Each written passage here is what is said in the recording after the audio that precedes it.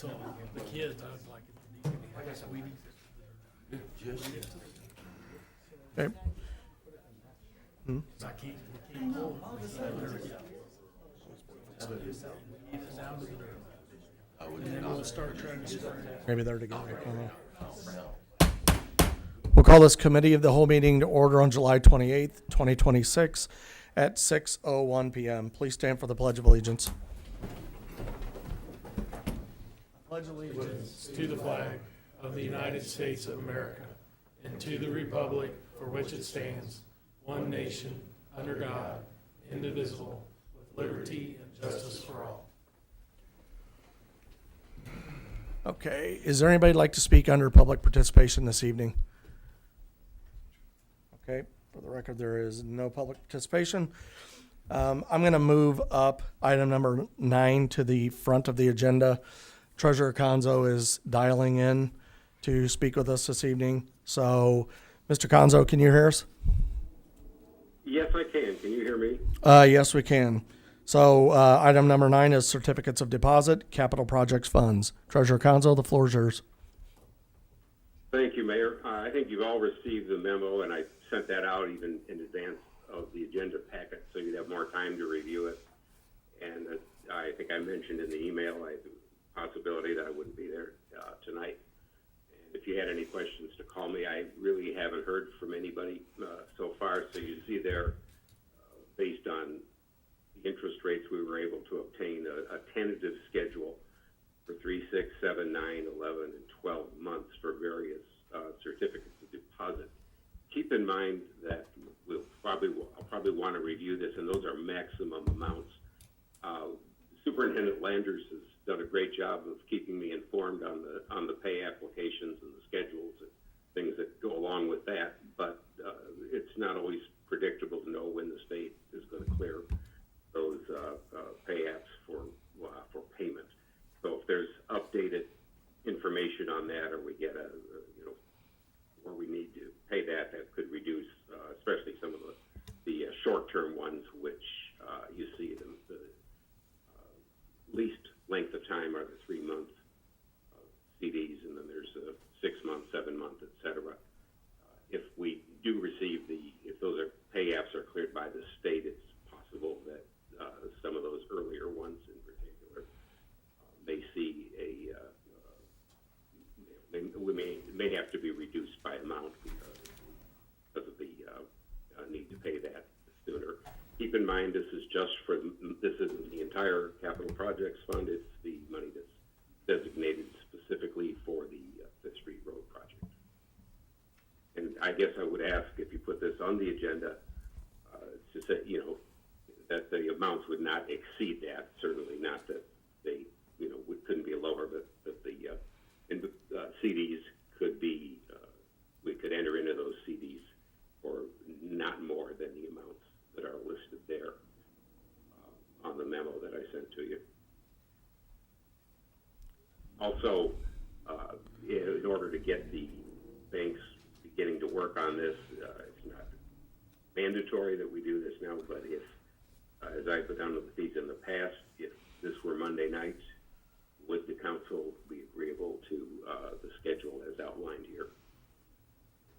And Treasurer Conzo, are you looking for direction from the council on the term? Yeah, the term, because the interest rate's set by the bank. The term and the amounts, the interest rates are set by the banks. What would you recommend? What would I recommend? Yes, sir. The amounts that I've outlined there, not to exceed those amounts, because if I get information that indicates we may be needing some of that money sooner, of course we would reduce some of the short-term ones. Okay. We need that money to pay the pay applications. Okay. So I'm looking at the memo, and the memo has 3, 6, 7, 9, 11, and 12-month terms. Right. You're not recommending all these. You want us to provide direction to you on the term, the duration of the term, correct? Well, I would recommend the bond proceeds are $8.25 million. This is $7 million if I go for the full amounts on those. So I guess what I'm looking for is council's willingness to invest in any or all of these for the amounts listed, not to exceed the amounts listed. Okay, so the memo, because it's not in the packet, but if you pull up your email, I had the one. Pardon me, I didn't hear didn't. what the last thing you said. Oh, it went down on the. Hold on a minute. Well, yeah, but we can haggle that out later. Okay, so then you've outlined all $7 million, and you're recommending the schedule as proposed. So does the council have an objection to what Mr. Conzo has proposed? I'm seeing heads. No? Okay. So then if this were Monday night, then you would be in favor of Mr. Conzo moving forward. Is that accurate? Okay, but we'll go ahead and place this on the regular agenda then for next week? Okay. All right. All right, Mr. Conzo, we'll place that on the regular agenda. Okay, thank you. Thank you all. Thanks. Have a good night. Okay, next item up is item number 4, discussion of playground equipment on 8th Street. Ms. Metelko.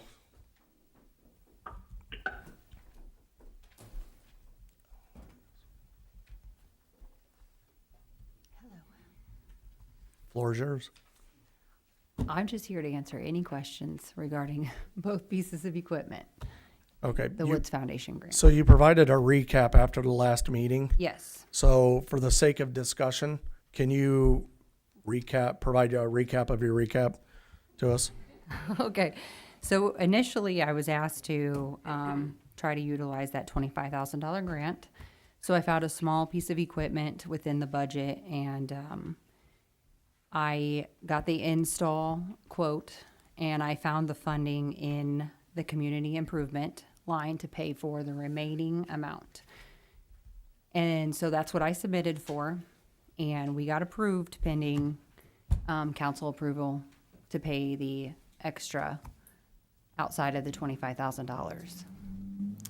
And then a new piece of equipment came forward, and that's going to cost a little bit more. My project was $34,809.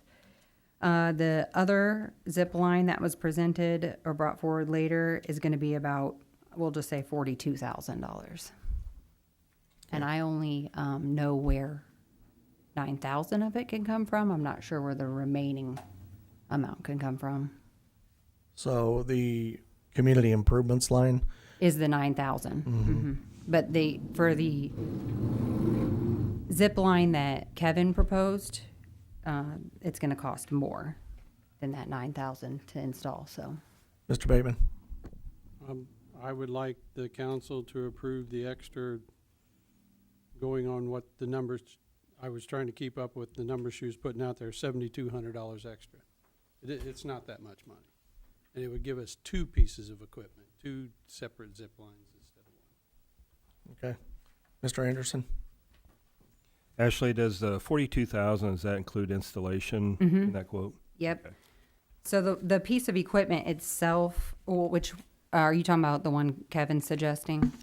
Yeah, both of them. I know you said the first one included installation. So- I just want to confirm the second one did. Yeah, Kevin's piece that he is just the equipment's $27,391.35, and then the install on top of that is $13,750. That's with a $1,000 discount for using the same gentleman that did installed all the other equipment for our other parks.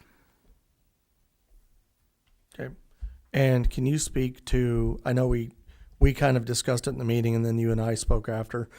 Can you share with the council the position of the Woods Foundation on the grant itself if we were to make the change? Yeah, so they are favorable on either piece. They just need confirmation from the council that they're going to pay the excess amount of the funds. So they're okay with either.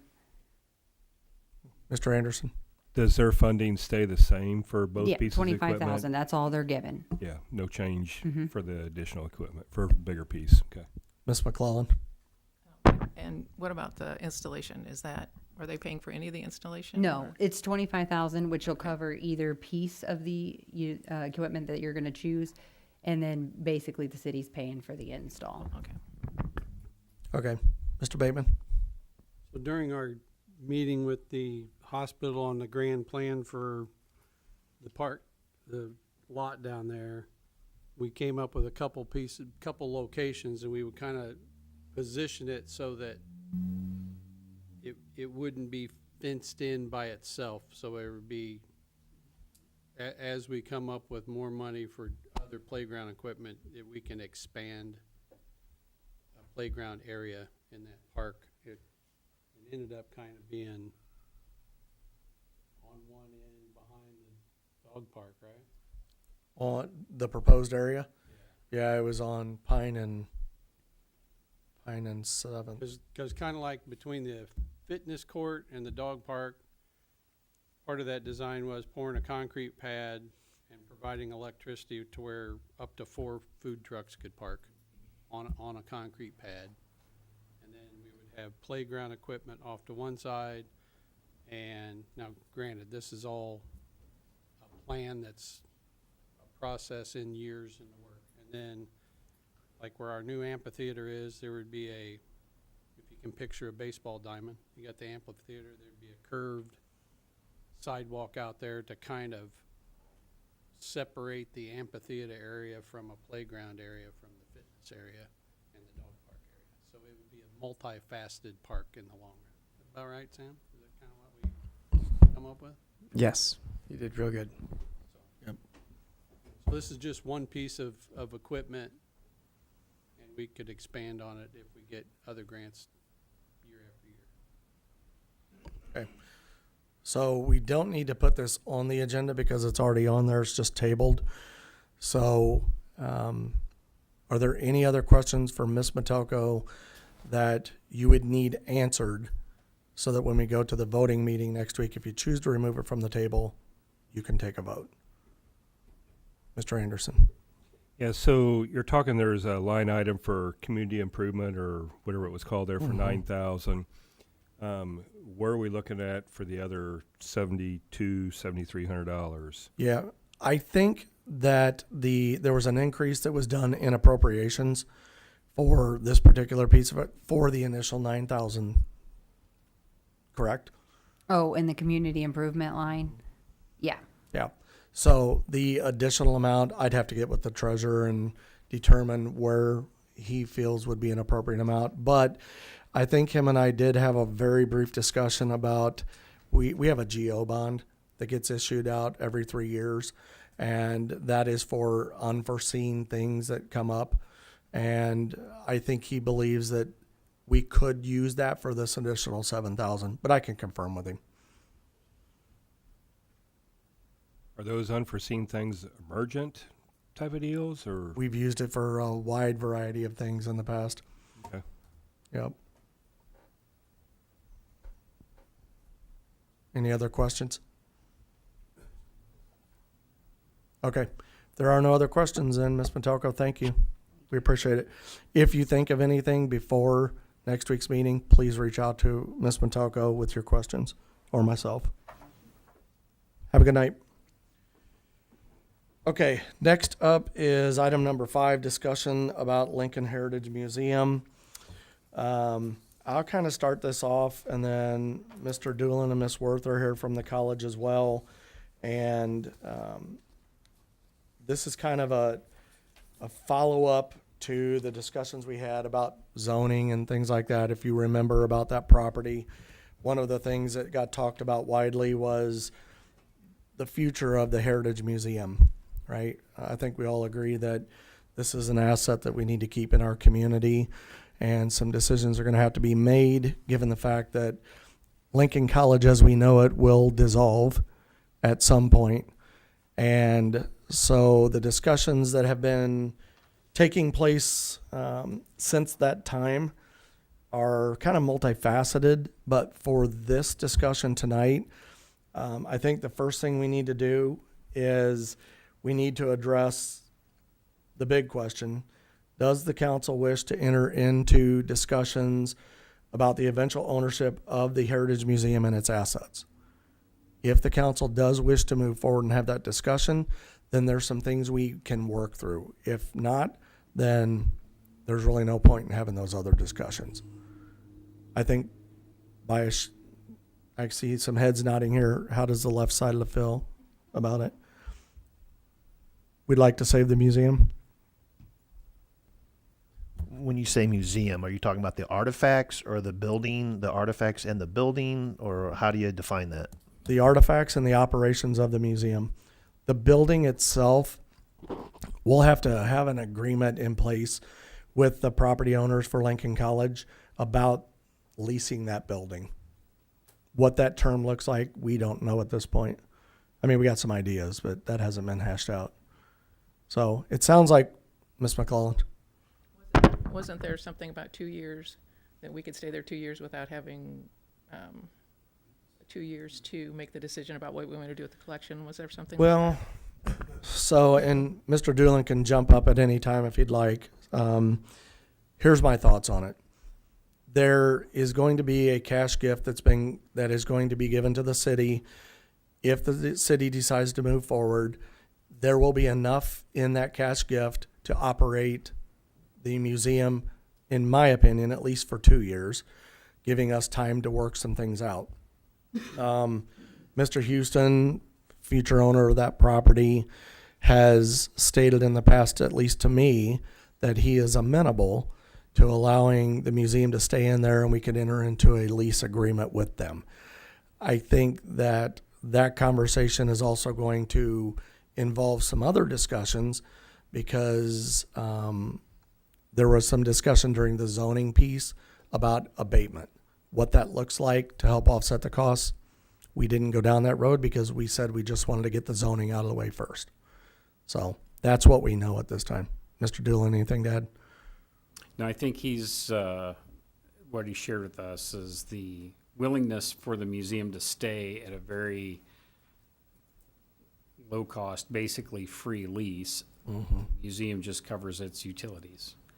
And so there may be some negotiation on this is free if these other things happen. I don't know. He hasn't mentioned that to me. But. And Ms. Worth sent me the expenses for the building. I think it was roughly like $3,300, $3,600, somewhere in there.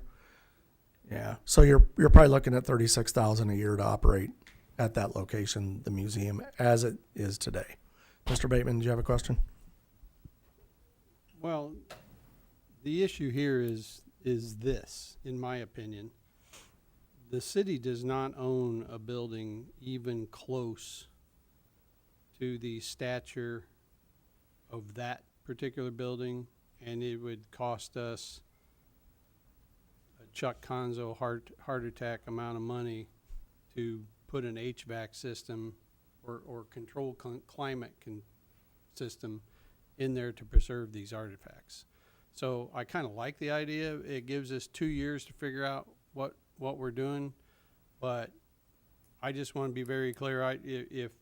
If people on the council are thinking, well, we got 2 years to find another building, you're talking millions in investment to move it from that building to another building. Mm-hmm. So we need to figure out how to keep it in its location where it's at and how to maintain it where it's at within reason, of course.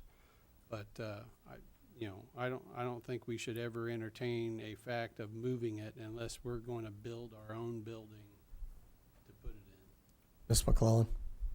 I have no idea about cost of something like that, but do you think it would actually be $1 million or a couple million just to do a controlled AC room for that just seems a little bit much to me. I mean, it's College can tell you they built it. it's pretty expensive, the They are. system. Yeah. Just the climate controlled piece. Mr. Bateman's right. I mean, there's been, I think we conflated the issue when we were talking about, well, it could live in the basement of our current building. That was, and Mr. Doolin was there at that meeting, he can tell you, that was just a Hail Mary last resort option to preserve that. I think everybody agrees that the best option is to keep it where it's at, right? Now, there's operating costs involved in that. There's maintenance costs involved beyond the $3,400 a month, because if a piece of equipment goes down, and it has over there before, it has to be replaced, especially if it's part of the climate control system to preserve the artifacts. And, Go ahead. and then we would have to hire someone to oversee that probably, right? Yeah, that's part of the discussion, yeah. Mr. Parrott? Yeah, so I was just going to say, let's just figure after the 250 runs out, if you have $36,000 in utilities a year, and then an individual to operate and manage it, that's going to be 70 plus thousand a year, plus any damages or anything that needs to be repaired. We're talking over $100 and some $1,000, probably closer to about $130,000 every year to operate that museum. Mr. Becky? And I think the other thing, that there will be income from this too. It's not all expense. I mean, you're gonna have to market that some way in order to make income off of it. It's not just something we're gonna store and never go into. So that's another thing that will diminish some of the expenses, is working out some type of thing to make money off of that, and that may offset it. So that's something to be considered too. Yeah, we've talked about that as well, and I've talked with Mr. McCoy about this. We do have the hotel motel tax, right? And part of what Mr. McCoy is going to do is marketing. That was always part of the discussion with the museum. We're already actually doing it. So this creates an opportunity for the city to leverage those dollars to also market the Lincoln Heritage Museum as well. So it's almost... This gives us 2 years to come up with a plan on what to do with that museum. That is... If we start marketing early and start generating some funds, obviously we make a line item, as Mr. Becky said, so it offsets, we're gonna have to have salary discussions and that kind of stuff, but at least the 250,000 grant that the college is willing to put up gives us 2 years to come up with a plan. I hope this council's smart enough not to shelve it for 23 months. Oh, I say we better get up with a plan within a year and see how well that plan works within another year. Correct. Yeah, we need to, if the council decides to move forward, we have to start moving immediately. It can't just sit dormant, or what's going to happen is we're going to be up against a wall and make some rash decisions that Ms. McClellan's probably not going to be happy with as part of the budget committee, or Mr. Clemens. Question. Mr. Barrett? How much does it cost to enter the museum now? I don't believe are we charging admission now? $10. Okay. There for a while, we had kind of paused admission right after closure because we weren't sure how we were going to manage things, but About $10. about $10. Thank And you. there's, for the revenue aspect of things, the desire from Mr. Keller would be to bring back the Grand Soiree fundraising event that was earmarked for the museum. There's a tremendous amount of Lincoln enthusiasts out there that love to attend that event. There's all kinds of grant opportunities, but right now, if the college goes away, there's not a management or an operational management infrastructure for the museum. And so back office stuff and, grant writing, all of that. So that's the intent, is for us to find someone to pass it off to, hopefully the city, that can then continue that forward. You already have a lot of the infrastructure in place, but double dipping on the marketing dollars and with everything else that's going on, pulling some of the fundraising and grant writing to help offset those operating costs. And may not cover 100%, it may, but we know that there's a lot of activity out there for people that are interested in supporting the museum and Abraham Lincoln components. So, Okay, so Ms. McClellan. I just want to throw this out there. I'm not, I would like to not throw out the idea of possibly being able to renovate and move it either. I think that should still be part of the discussion. Yeah, I agree. I think it can be. If we are going to move, though, I think the first thing, and we talked today about it, Mr. Doolin and I did, the first thing we need to talk about is the operations and the management of the staff that's down there. Okay, we can talk about asset ownership later. Quite honestly, we can't enter into an agreement on the asset ownership until they go through a dissolution. And that could be soon, it could be later. It's dependent upon the state, correct? That's correct. So they're looking for somebody so that because they are in the process of selling the property, for someone to assume the operations of that. That's what we're really talking about tonight. We got a lot of other things we need to talk about because there's many pieces to this, but the operations is really the question for you guys tonight to discuss whether you're interested in resuming operations of the museum. So what I wrote down here is, and I just jotted some notes, enter into an agreement with Lincoln College owners to lease the museum building, correct? Manage the budget for the day-to-day operations in its current model. When we resume it, I mean, there's no need to change the way it's been operating right now until we figure things out. And then this would only be until the dissolution. At the time, the city would discuss bringing the director on as a city employee, which we're going to have a salary discussion about Mr. Keller, or whoever that may be at that time. But this would be contingent upon the cash gift from Lincoln College to cover the initial operating expenses. There was an amount, but I believe that you guys had spoke about portions of that could be given to us in advance if we resumed operations. Is that correct? That's correct. Okay. So unless I'm missing something, I think that's the ask for tonight, correct? Correct. Okay. Ms. McClellan, then Mr. Parrott. One more question. So we would assume that would be covered under our insurance. That would just be a little addition to our city insurance, right? Or would that be they would continue to insure the building, or? Well, it would be a lease agreement with the building, and the assets are technically still owned by the college. So we wouldn't be resuming any of the liability of the assets until a later Until time. The dissolution, okay. But I do want to be clear, if we enter into this and we start moving forward, that is the likely result. We will have to assume liability of the assets and ownership. So, Mr. Parrott? Would the employee be an employee, like a full-time employee or a contractual employee like Mr. McCoy? To be determined. Okay. We have not worked out those details. And this is a tourism-related thing, so you and Mr. Downs would be included in those discussions to move forward. So, okay. Thoughts from the council on this? Is there a desire to move forward? Okay, Mr. Doolin, what timeline are we looking at? Because we had talked about if we were going to do this, the agreement that we would have to enter into. So we're really going to need to know, do we need to put something on the agenda next week to get some confirmation? Do we have a little time?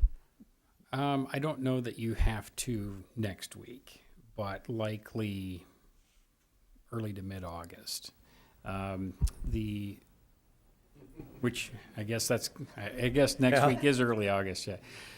So we've drafted a lot of notes on the different components that we think are kind of a little bit of a guideline for whomever's going to take this over. And so we're kind of working through some of that, but there's kind of this initial timeline is the concern that we have is we don't want to see the museum close because they just don't reopen typically. And we're going to find ourselves in a situation where we may not be able to keep it running. And so we're trying to move as expeditiously as we can to keep the continuity of the museum open so that we don't run into that issue of having to close, restart type of thing. And so sooner the better, but it's got to be done immediately, but August would be great. And looking at it, the 17th. So that would give us 3 weeks to work with you. We've still got to work with Mr. Houston as well. Yep. Right? So we've got some things. So if everybody's okay with it, what we'll do is we'll take some time between now and then. We will actually, between now and the 11th, when we'll bring it back at the next cow, and hopefully we have something for you to review and vote on with the college from the operational piece and a lease agreement with the building. Okay, and the attorney said we'll have to do an ordinance for the lease as well. Mr. Becky and then Ms. McClellan. Do you know any income amounts now? Is it drawing? What's its potential? I'd like to know that too, to see if there what potential. There's not dreaming of what it could be, but just really some realistic figures on assets of what we could expect maybe, or what's coming in now. We can gather it and get it to you. I don't have it with me, but Yeah, just in the next time we we'll, do we'll decide. supply it along with, kind of more of a formal, here's what the known expenses are, here's what the assets are, the list of everything that's included, both in the collection, but also like display cases and all those good things. And then along with that, kind of the operational agreement. So since we as a college will still own the artifacts, here's how you have to take care of the artifacts while they're under your purview. We still own them, we're still insuring them, but don't set them out in the sunlight type of thing. And I think it'd be a little easier in discussion too of like, how much does a soiree bring? What are the actual figures on some of those fundraisers, and what potential is there for more income that we can look forward to instead of looking at the big expenses all the time? Yep, we'll do that. Agreed. Say, how long has it been? It was 2019, I think was the last one. Mr. Downs, did you still want to speak? I was just looking for documents. Okay. Mr. Downs. To piggyback off what Tim just mentioned, I believe you mentioned there was grant opportunities as well too. If you could give us average income from grants, that would be helpful. Thank you. Okay. We'll get together, we'll work on it. I'll include Mr. Downs and Mr. Parrott, and then we'll bring it back on the 11th. Great. Okay. Thank you for your time. Appreciate it. Thanks, guys. Okay, next up is item number 6, Economic Development Grant Commission grants. On here, there are 2 grants. One is Sacred, I wrote over the top of it. Sacred Armor. The address in the packet says 114 Pulaski Street. It is actually 414 Pulaski Street. Ms. Bateman's already corrected that, so it'll be in the packet correct next week. The amount requested is $7,500. And that is for roof replacement repair. This was approved by the Economic Development Commission on the 17th for $7,500. Second grant is for Robert Beecher at 303 South Kickapoo Street for window replacement. The amount requested $7,500. It was approved by the commission on July 17th, 2026 as well. Any questions on these? Okay, place these on the regular agenda. Okay. Item number 6 on the regular agenda. Okay, next up is item number 7, Crawford Murphy and Tilley Engineering Services, work order number 19. Mr. Landers? I will let Mr. Rimmert take care of this. Shane, welcome back. Thank you, Mayor.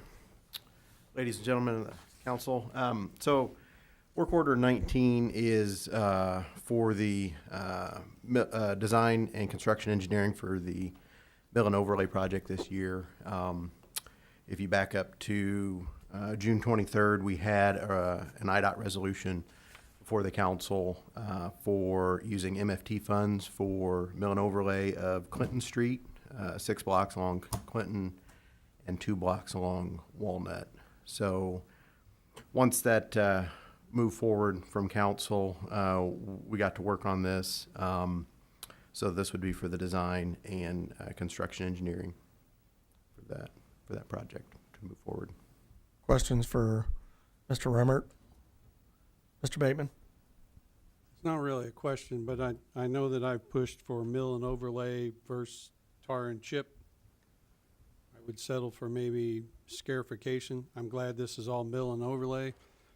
Every time I talk to the citizens, they are perfectly fine or seem agreeable that, to my calculations, this is, a little over a half a mile of roadway. here in town. I'd have to look at that, but That won't have to be touched for decades because it's going to be milled up and new asphalt put down. So every time I talk to the citizens about that, I know there's some people that disagree, but they would rather see it fixed to the gold standard versus lipstick on a pig. Okay. All right, so are we okay placing that on the regular agenda? Mr. Becky? Do you have that Schedule A, the scope of services? Is that part of this? yeah, That is it's correct. in the packet. Okay, Yeah. on number 5, exclusions, which means it's like a separation or a removal. I don't quite understand that section. Could you just kind of Oh, define so that for me? Because the things that came up to me, it says full-time construction observation. It is assumed, and that's mentioned twice, the assumption. So I don't quite understand that. So we have certain clients that if the contractor's there, they want us there 100% of the time. That's the expectation of full-time. When we go into part-time, then we use our discretion to where if the contractor's just cleaning up at the end of the day, we go ahead and clock out and head home. We don't wait until everybody leaves the site. So we do that on most of our projects that we've done with the city, as long as Fifth Street's a little different because there's some IDOT oversight there, but typically our construction that we've done for Walt, whether it's sidewalk, curb and gutter, mill and overlay, oil and chip, we kind of are able to use our discretion to make sure if the contractor is there actually doing work, we're watching what's going in, but we don't necessarily have to be there 100% of the time. And so that would be what experience you have with that contractor, right? I mean, knowing Right. to trust them, knowing that you worked with them and knowing their process and stuff, so. Right. Yeah, typically with roadway contractors, it's pretty well cookie cutter type work because they're all IDOT approved. So, that's the pre-qualification, if you will, for the contractor. So it's just a matter of making sure that they're not cutting corners anywhere. That word exclusions is kind of like, Sure. that means omit. And Yeah, not included. Rather than admitting that, you're clarifying. Mhm. Okay, thank you. Okay. So place item number 7 on the regular agenda. Okay, and at this time, Mr. Rimmert thought it'd be a good opportunity to give the council an update on some other projects that are going on. So I thought it would be good for everybody to get up to speed. So go ahead, Shane. Yeah, I would just like to note, since we do have a good working relationship with the city, as soon as that resolution got passed for the mill and overlay, we started work on those plans. And they've actually been sent into IDOT because that's the critical path to get this approved for MFT. So knowing that the city would come along and make us whole with the contract, we went ahead and got that done, and it has been submitted to IDOT. So we want to just thank the city for having that good working relationship there. We're here, I think back in June for work order 20. That was for this year's sidewalk program. That is out on the street being bid right now. We've already had 5 or 6 contractors asking for the bidding documents. Those bids are due August 5th, so that'll be coming up. Tremont Street, the contractor, we had a pre-construction meeting with them at the end of June, towards the end of June, and they were originally going to get started after the 4th of July. Some of the rains in June put them behind on what work they were trying to finish up. So the last schedule they gave us at that June meeting, and then we confirmed that with them yesterday, they're going to start some of the tree removal towards the end of August, and then start in earnest at the start of September. So I know everybody's kind of anxious to get that one going. I just remind everyone here that the city did plan on splitting that between 2 fiscal years. So in some respects, this helps make sure we get plenty of that construction cost into the next fiscal year. Fifth Street Road, the contractor's ahead of schedule. From a cost standpoint, the contractor's about 32% through their expected costs on that. I will note that there were some high dollar items in there with the paving that was complete. So just dollar wise, they might be 32%, but that doesn't necessarily mean time wise they're 32%. I think the biggest inconvenience for the residents out there is over the rest of the paving they're planning on doing there. The kind of the east leg of that will be done one lane at a time, so that should be a little nicer for the residents out there. As far as engineering fees are concerned, when you consider CMT's fees and then Millennia that we're working with out there, we are running below our original estimate on that. So there's still a lot of construction left, but things are proceeding well out there. So a couple sewer projects for Andrew and Bud. We have the dechlorination project out at the wastewater treatment plant. Pretty much that project's all but done. We've completed our punch list where we went through and made a list of items to be corrected by the contractor. They have that, so we're looking for them to get that finished up before, we recommend final payment on that. Earlier this year, we got another work order from you guys to do a nutrient removal project. That's something that was put upon the city through their latest NPDES permit. And we've done site visits, we've scanned structures out there, and the design is underway on that as well. Last thing I was going to touch on is the pavilion. I talked with the contractor as of last Thursday. They were still targeting to have everything done by the end of August, which is their contractual completion date. I don't know if anybody's been down that way recently, but the structure's up, the main frame is up. The work that's outstanding is there's a tongue and groove wood ceiling that goes in there, and then there's a metal roof that goes on top of that. There's some decorative block that goes around the base of the columns, and then there's the screen wall that goes in the back of that is yet to be done. And then there's some additional sidewalk work and seating and restoration that needs to be done. I have been working with Walt to see about getting electric run up there. We excluded that from CMT's scope, and the main reason there is the city's really money ahead on a situation like that to just go ahead and pay an electrician to do their work and get that installed versus paying us $5,000 or $6,000 to design something, and then that's not money you guys have to go towards the electrical. So, so with this, so far there's been no cost adding change orders to that, and there's about $24,000 left in the budget. So if the city were to pursue electrical on that, there's some money left. I don't foresee any change orders coming, but of course the project's not over yet either. So Yeah, we think adding the electrical would make sense if there's money left over in the contingency for that. So, okay, I know that was a lot of information, but are there any questions? I think we're good. Thank you, everyone. Thanks, Shane. Okay, next item up is item number 8, Logan County Tourism Bureau funding agreement. Ms. Bateman pointed out that the agreement expires on August 31st of this year, which is right around the corner. So I thought it'd be a good idea to get it on the agenda. And then I've asked Ms. Pickering to come speak with us tonight about it. So Molly, if you want to kick us off and just talk to us about tourism, and then we can get into any of the details you'd like to, or the council can ask questions. Absolutely. I have provided some ancillary documents, so I'm going to pass those around.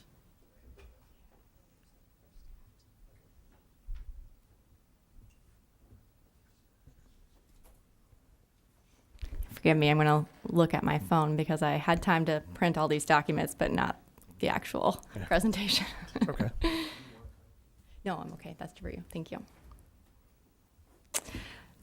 Good evening, Mayor and members of the City Council. Thank you for the opportunity to speak with you tonight. So 11 months ago, the county and the City of Lincoln entered into a new funding agreement with the Bureau, each committing $30,000 to support tourism development in Logan County. Tonight, I'd like to share 3 things: what we've accomplished with your investment, the return it has generated for Lincoln, and why we're asking you to continue investing in the Bureau's future. Our first priority was strengthening the organization itself. Last summer, we successfully hired and onboarded a new executive director. Maintaining a full-time executive director is required for us to retain our designation as a certified visitors bureau. That designation allows us to compete for state tourism grants that would otherwise not be available to our community. We also expanded our board by adding representatives from Elkhart and Atlanta, and recently another board member from Lincoln. This broader representation strengthens our ability to serve Lincoln as our anchor community, as well as the surrounding communities whose success is closely connected to Lincoln's. Finally, we launched a strategic planning process to hear directly from community members about the challenges they are facing and the opportunities they would like the Bureau to pursue. This helps ensure that our work is rooted in the needs of the communities we serve. Although we are still in the midst of that planning process, we have developed a draft plan. I included that in the packet for you to review at your leisure. It sort of gives you an idea of some of the strategies that we may be pursuing in the future. Some of these include creating trails and itineraries that better package and promote our existing tourism assets, greater support for community events, and expanding family-friendly attractions. These accomplishments may not be most visible, but they have positioned our organization to make an even greater impact on tourism and economic development in the coming years. They are our foundation. Then last fall, we secured a $32,923 State of Illinois CVB marketing grant, allowing us to launch a county-wide marketing campaign promoting Lincoln and destinations throughout Logan County.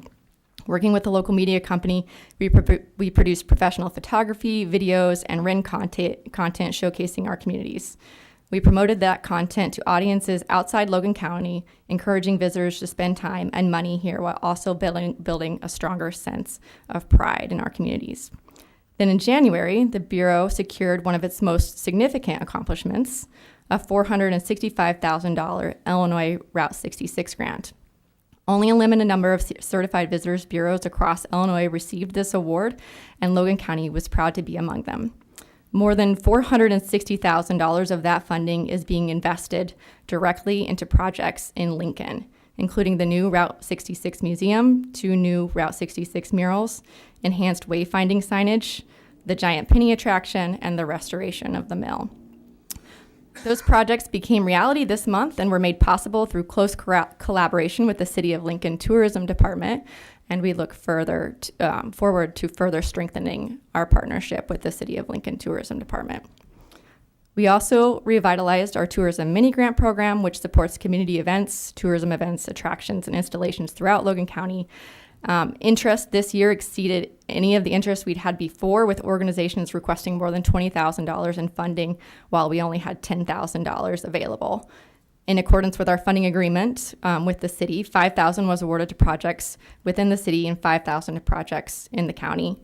While these grants are modest in size, they create meaningful impact by strengthening community pride and enhancing visitor experiences.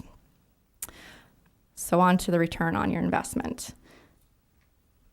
I'd like to pause for just a moment to put these accomplishments into perspective.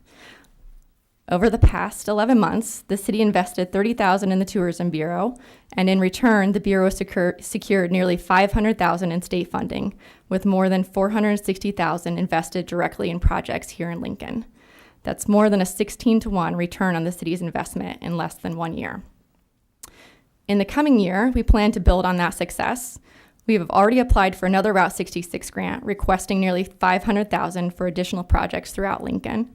We will also reapply for the annual CVB marketing grant to continue promoting Lincoln and Logan County destinations, and we will finalize our strategic plan and begin exploring sponsorships, partnerships, and new fundraising opportunities to diversify our revenue and reduce our long-term reliance on public funding.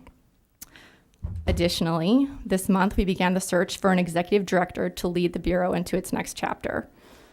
When we entered into the new funding agreement last year, the organization was still in a period of transition, and we did not yet have a complete picture of what the Bureau would need to focus its staff capacity on.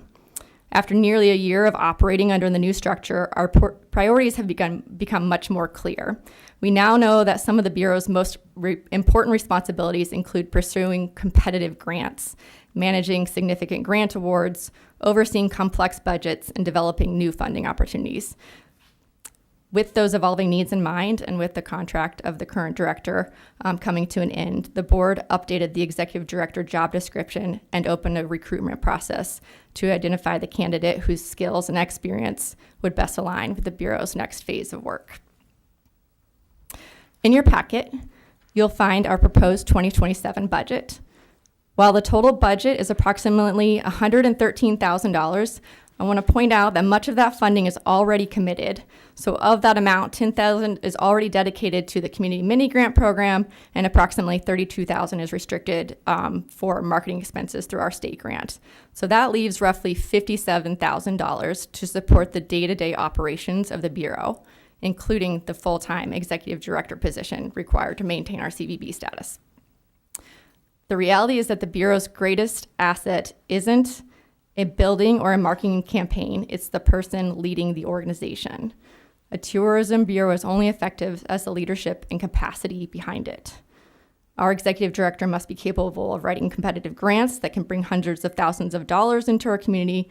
They must have financial expertise to responsibly manage complex grants, strategic vision to identify new opportunities, and marketing skills to promote our communities.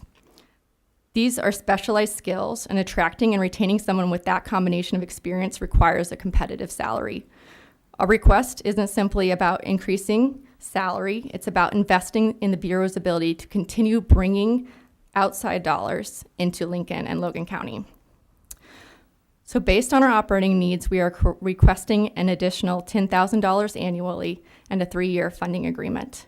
We will make the same request to the county.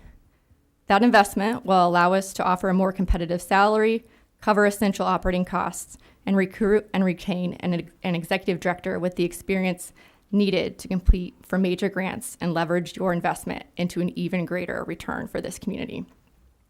We understand that the city faces financial constraints. It is my responsibility as board president to clearly communicate what the Bureau needs to make the greatest possible impact, just as it is your responsibility to weigh this request along the many other priorities you face at the city. We hope to work with you to reach an agreement that supports both the city's financial realities and the Bureau's ability to continue delivering meaningful results. In closing, I know this has been long. I will summarize. Over the past 11 months, we've demonstrated what this Bureau can accomplish with limited resources. We strengthened the organization. We've secured nearly $500,000 in outside funding. We've expanded partnerships across Logan County, and we've helped position Lincoln as an even stronger destination along historic Route 66. I believe the question before you tonight isn't whether the Tourism Bureau has delivered results. I believe the past 11 months have shown that we have. The question is whether we're willing to build on that success by investing in the leadership and capacity needed to continue building on that success and bringing new dollars into Lincoln. Thank you for your partnership, your trust, and your continued dedication to serving this community. I'd be happy to answer any questions. Questions for Ms. Pickering? Mr. Bateman? As part of the salary for your executive director, has your board ever discussed, for lack of a better term, stipends involved, as in percentages of the grant obtained? I know when I was on the tourism board a decade ago, we had a gentleman that wrote some grants, and they were paid a fee if the grant was obtained. Oh. So like, I've thrown this idea out to Tracy a couple times, like just round numbers. Say you gave them 1% of the grant, they got $1 million grant, so they get a $10,000, stipend. I think those kind of things would push a person to excel in grant writing, knowing that in achieving the grant, they're also rewarding themselves with a financial gain for doing so instead of just the bragging rights of, I got a grant. Yeah, And it would make them go out for every single little grant that's out there, whether it, be $20, $50, $100 to the $1 million grants. I do think that is an interesting proposal. The problem that we would have is that with the state grants, that money has to be spent in a certain way, and not any of that is allowed for salary. So, for example, that $460,000 grant that we had, we would not be able to provide a percentage of that grant for salary. So, if it's a nonprofit grant, I think it's typical that for nonprofits to give about 10% towards administration, 10% of the total grant funds towards administration and overhead. So part of that, could go to potentially somebody's salary. But with these larger dollar state grants, that's just not possible. Other questions? Ms. McClellan. I just and then had a Ms. Ryan. quick comment. I went to the listening session in New Holland, and it was really, first of all, it was good for us to be present in the room because we're showing interest in our neighbors, and that was really good, and I think that was very helpful. And the second thing is, there were a lot of really good ideas that somebody who didn't live in that area wouldn't have known. They just wouldn't have known the background of the city like the people who live there do.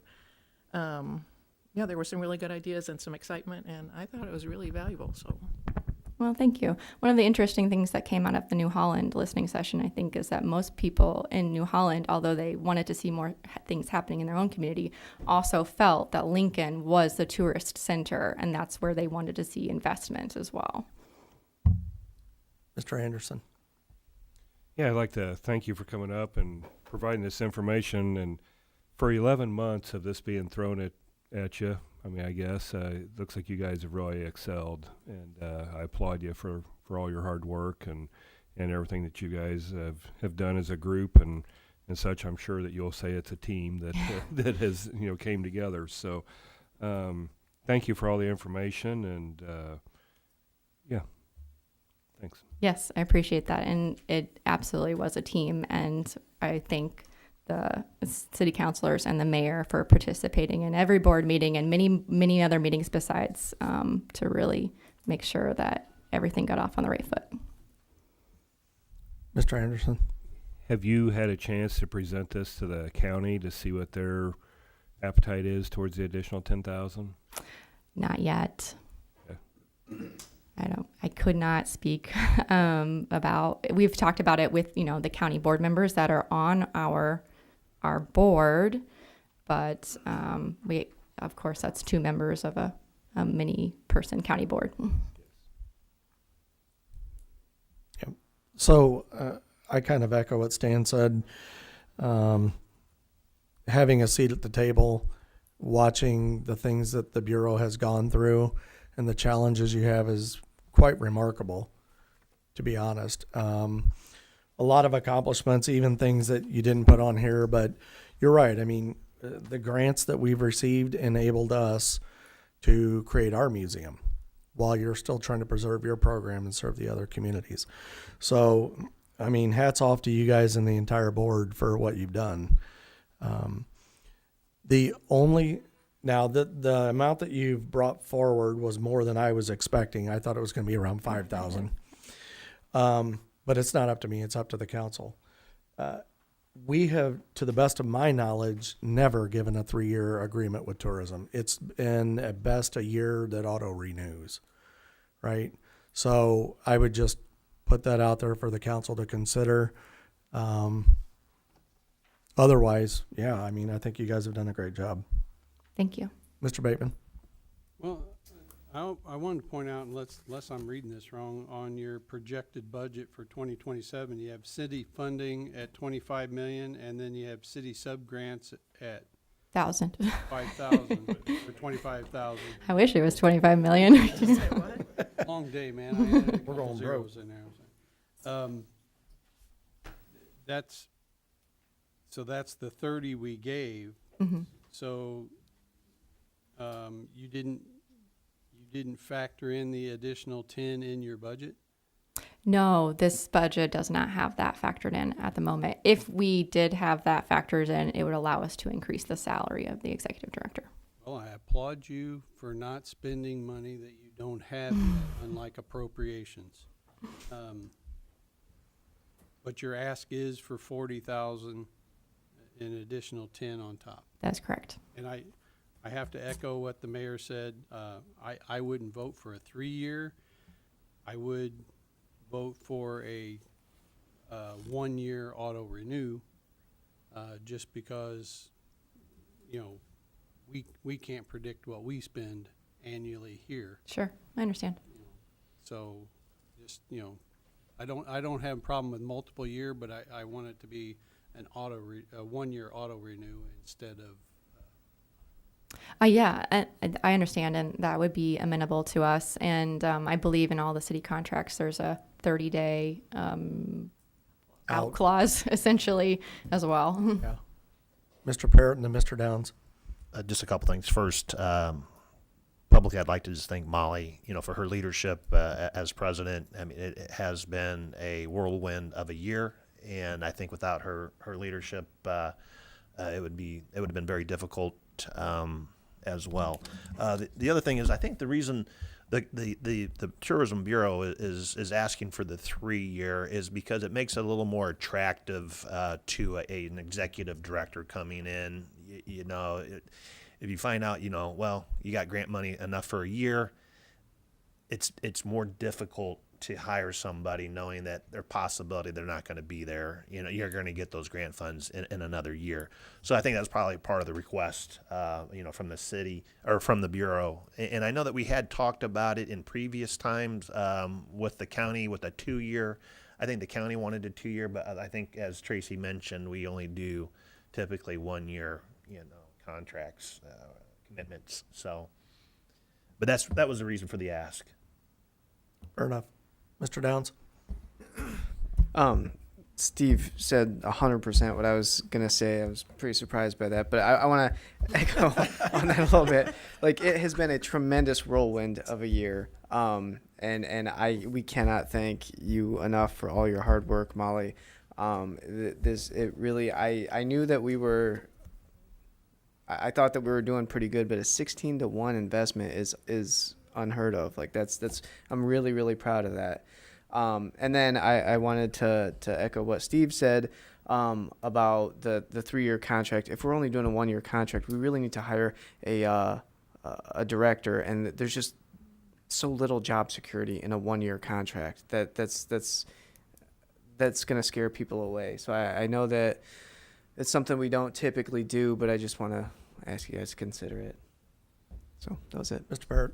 And one more thing, and I really also would like to thank Wanda Lee Roths as well, because she really stepped up in a time where we really needed an executive director to help the Bureau through this time, and she's done a wonderful job, especially with the mill, with the museum and the people coming in and everything like that, and has been a real asset in that capacity for sure.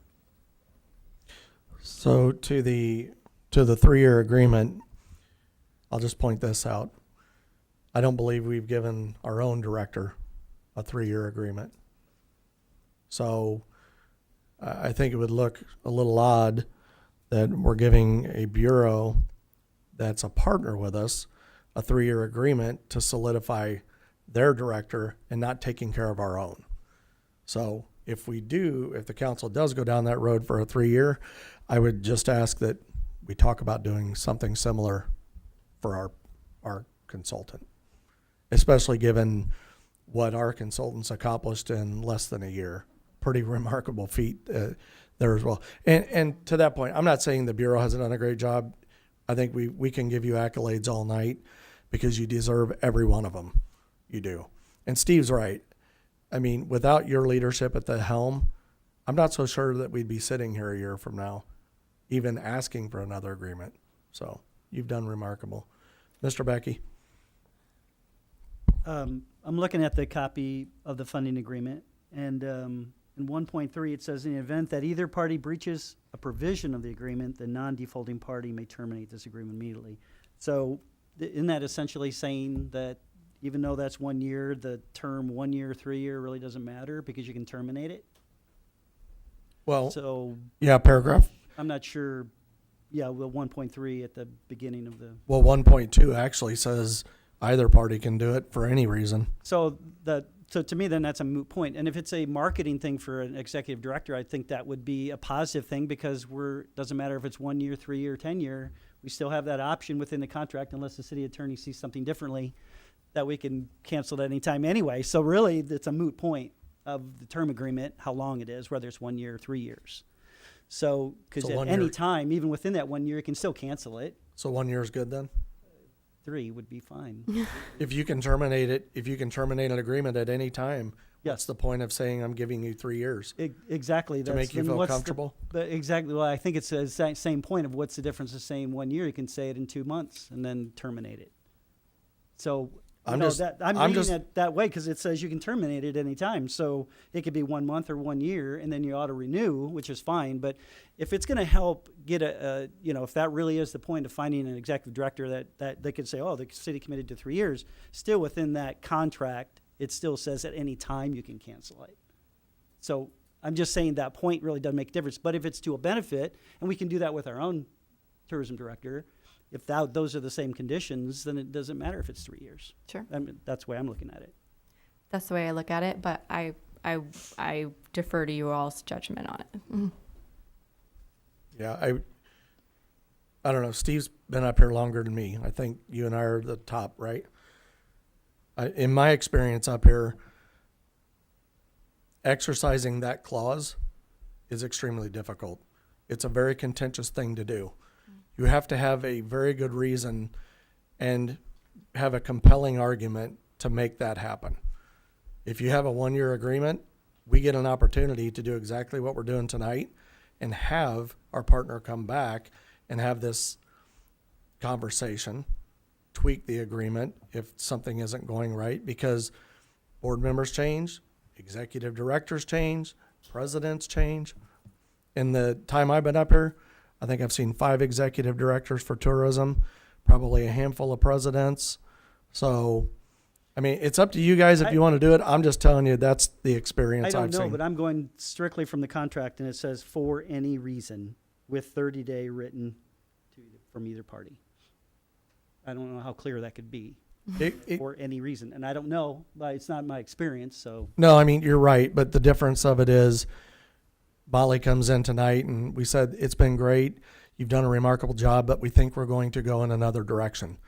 The other approach is we have a very contentious conversation up here and then it may not go as well, i.e. the conversation we had when we took tourism back ourselves. That wasn't a very pleasant conversation. So the clause is beautiful, and you're right, we put it in everything, but exercising the clause is a lot different. It's one thing to have the clause, it's another to execute it.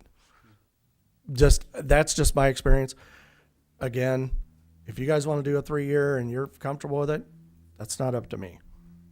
But I would just say from a consistency standpoint, and I understand what you're trying to accomplish with hiring a director, but I would also say that there's other things to consider too. Like one of the questions I have for Molly, because we haven't had a chance to talk a lot lately, is the cost of the building they're in, right? Yeah. It's not a very energy efficient building. So if we give an extra $10,000 with the intent of it's going to an executive director, and then we have a 118 degree heat index, the air conditioning's running, and their utility bill goes off the charts, are they dipping into the $10,000 to cover the cost?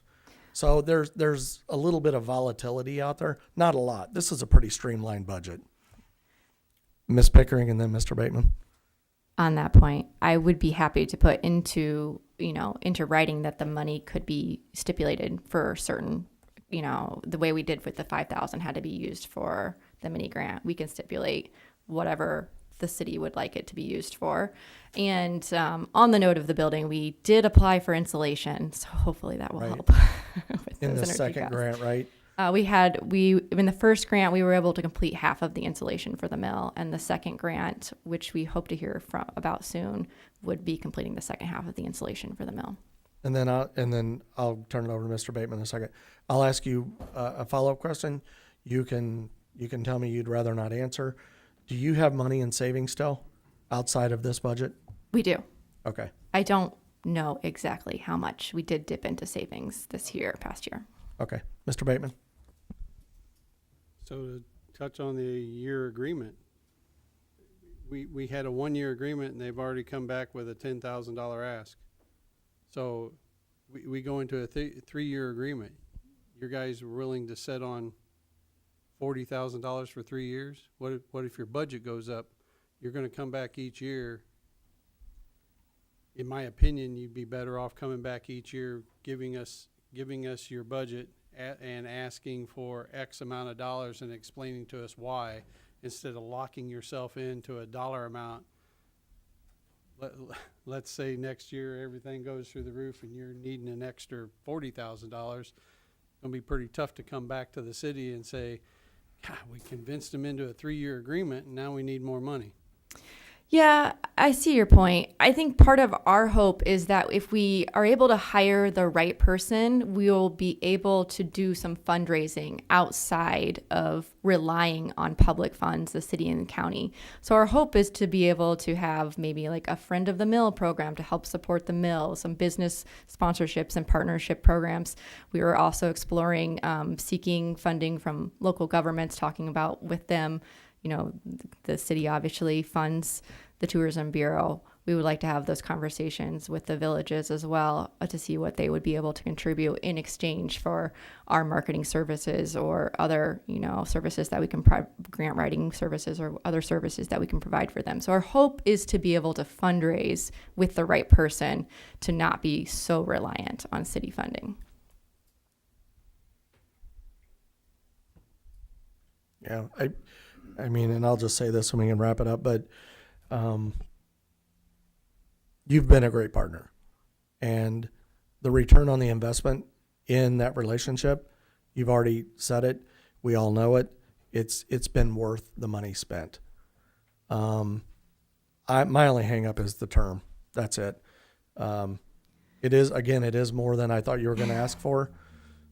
But we've got another grant coming down the road too that is going to help the city tourism bureau as well. So, but other than that, if the term is the hang up, we could negotiate.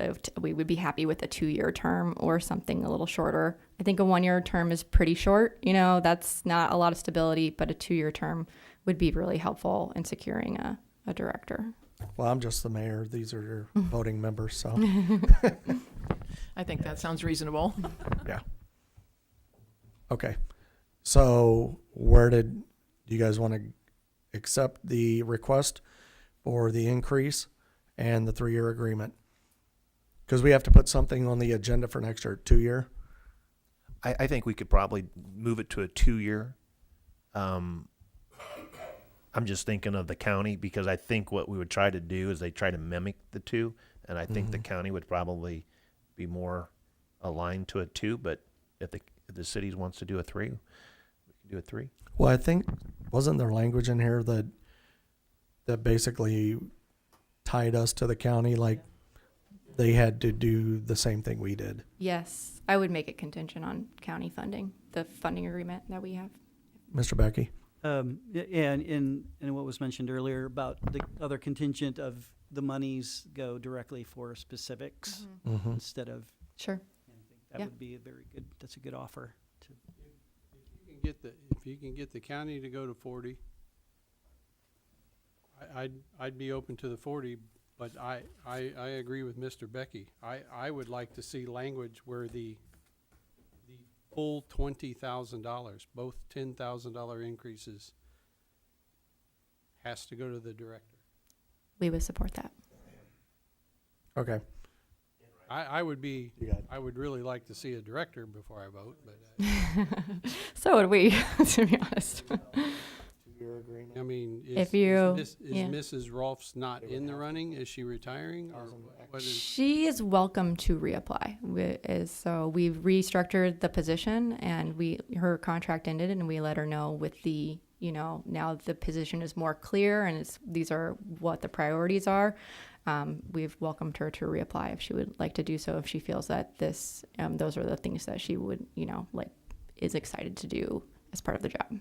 Okay, so this isn't a search for a new director because you're wanting to go in a different direction. This is just I think part of it in the was contract. the contract was ending. We wasn't for sure about the next funding from the city and from the county, and so we extended Wanda's contract for a few months, and then she's welcome and to apply.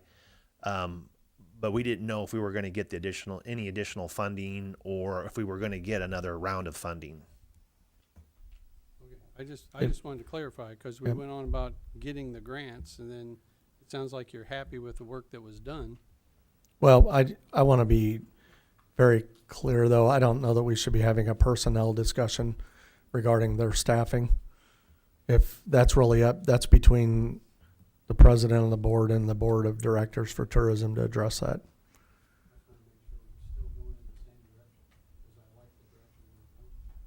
I mean, essentially what it boils down to, in my opinion, is we set expectations per the contract, and we hold them to the expectations, regardless of who does that for them.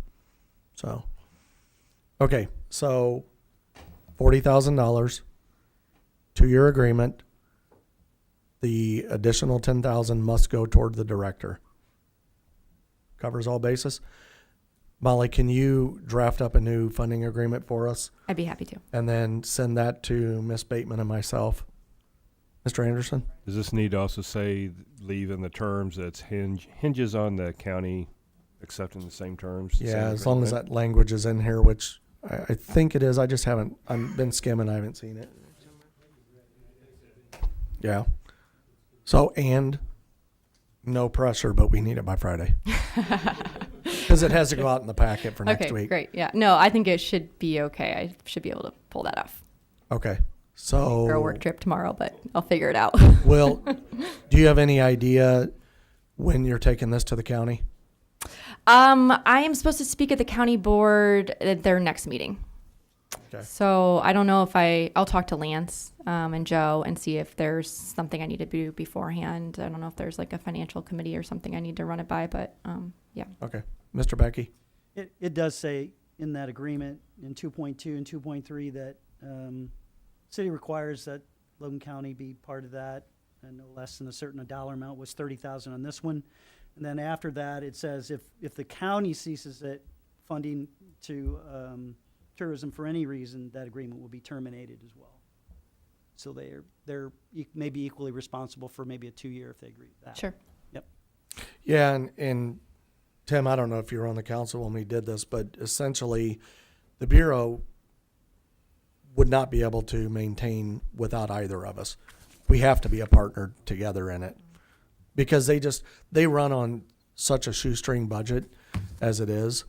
So that was some of the basis. Plus also a little bit of history behind there was that traditionally the city gave 100%. We wanted somebody else to be a partner with us in the funding of the Bureau, since the Bureau also represents the outlying communities, and that's the responsibility of the county to support the outlying communities. So, and again, it's worked out well this past year. So, okay. Anything else, Molly? No, I thank you all so much for your time. Okay. Thank you. Have a good night. Okay, so we'll place item number 8 on the regular agenda with Molly getting us the agreement by Friday with the new terms in there. Okay, next item is item number 10, request a permit, National Rail Splitting Contest, Friday, August 28, 2026 to Sunday, August 30th, 2026. Ms. Bateman. As you may know, the Rail Splitter has changed their when they're going to do it at the end of August with the Balloons Over 66 event. It will be still held at Lincoln or the Postville Courthouse as always, but it will be August 29th and 30th. So it's the same closure that they always have, same ideas that they always put forward for that weekend event. Any concerns, questions? Place it on the consent agenda. Okay, we'll place item 10 on the consent agenda. Okay, next item is request a permit, Z Culture Productions, Saturday, October 10th, 2026, 8 a.m. to 3 p.m. Ms. Bateman? This one, the department heads I haven't had them sign off on it. I just wanted this all presented before they do. And it will be a road closure from 8 a.m. until 3 p.m. on Saturday. Is it Saturday? October 10th. It's a filming called Lift. The particular scene would be filming as a protest scene where extras would be protesting against fictitious drug. They would have 15 crew members helping organize and keeping film going as quickly as possible, as well as help organizing all extra set. They're looking for 50 to 100 extra participating people, all which will require sign up for safety reasons later. It will be at 112 South McLean Street, corner of Farm Bureau building to the corner of the Art Institute facing the post office. Yeah, and I reached out to Zach, who submitted this request, because it's his production company. In the packet, you'll see that there's a yellow shaded area that is in front of the Farm Bureau and the Art Institute. I reached out to him because on here, there's a green square that says filming location, and it's in front of the post office, and I let him know that would be a problem. So, yeah, he sent me an updated, which I didn't send out because I figured I could just tell it to you. The green area, don't worry about. They're going to stay within the confines of the yellow area, and they will not impede operations of the post office that day. They're going to use, I think, the Farm Bureau parking lot as a staging area, and then they've got to go talk to the county about, they asked if people could go on the lawn of the courthouse, and I'm like, that's not for us to give you permission. You need to go speak with them. I mean, I did tell them people at Third Fridays go up there, but it's probably best if they request permission. So, anything else to add to that one? Okay, any questions? Mr. Becky and then Ms. McClellan. I was looking at the 2 certificates of insurance. It's set in the future, and this is just for information only, and you can decide what you want to do with it. So there's 2 certificates. One is for liability, which is just general, which is $1 million, which is average. It's set between September 15th of 2026 to September 15th, 2027. That's probably how they have to do these liability certificates. So it is dated in advance. It's not dated now. He's obviously not paying for that insurance now, which I don't understand if it has to be a year. They're post-dating it, or the company is post-dating it to September 15th. And then the other certificate is for property damage, and I'm assuming that's property damage that they would cause possibly to anything, lawns or whatever. That looks like it's relatively low. It's only for $2,500. And again, that's set in the future for September 15th, 26 to 27. And that's also dated in the future. But, and one other thing, under coverages, usually when they do shoots like this, the company has to know what area they're insuring. And I think they may have inadvertently put Z Productions' address in the area of the filming. It should be at the McLean address, and they have the 625 Pulaski Street. So that may need to be corrected from his side for the insurance company to make sure that it's the location of where they're filming, because if they cause property damage, it's only $2,500 their policy may cover.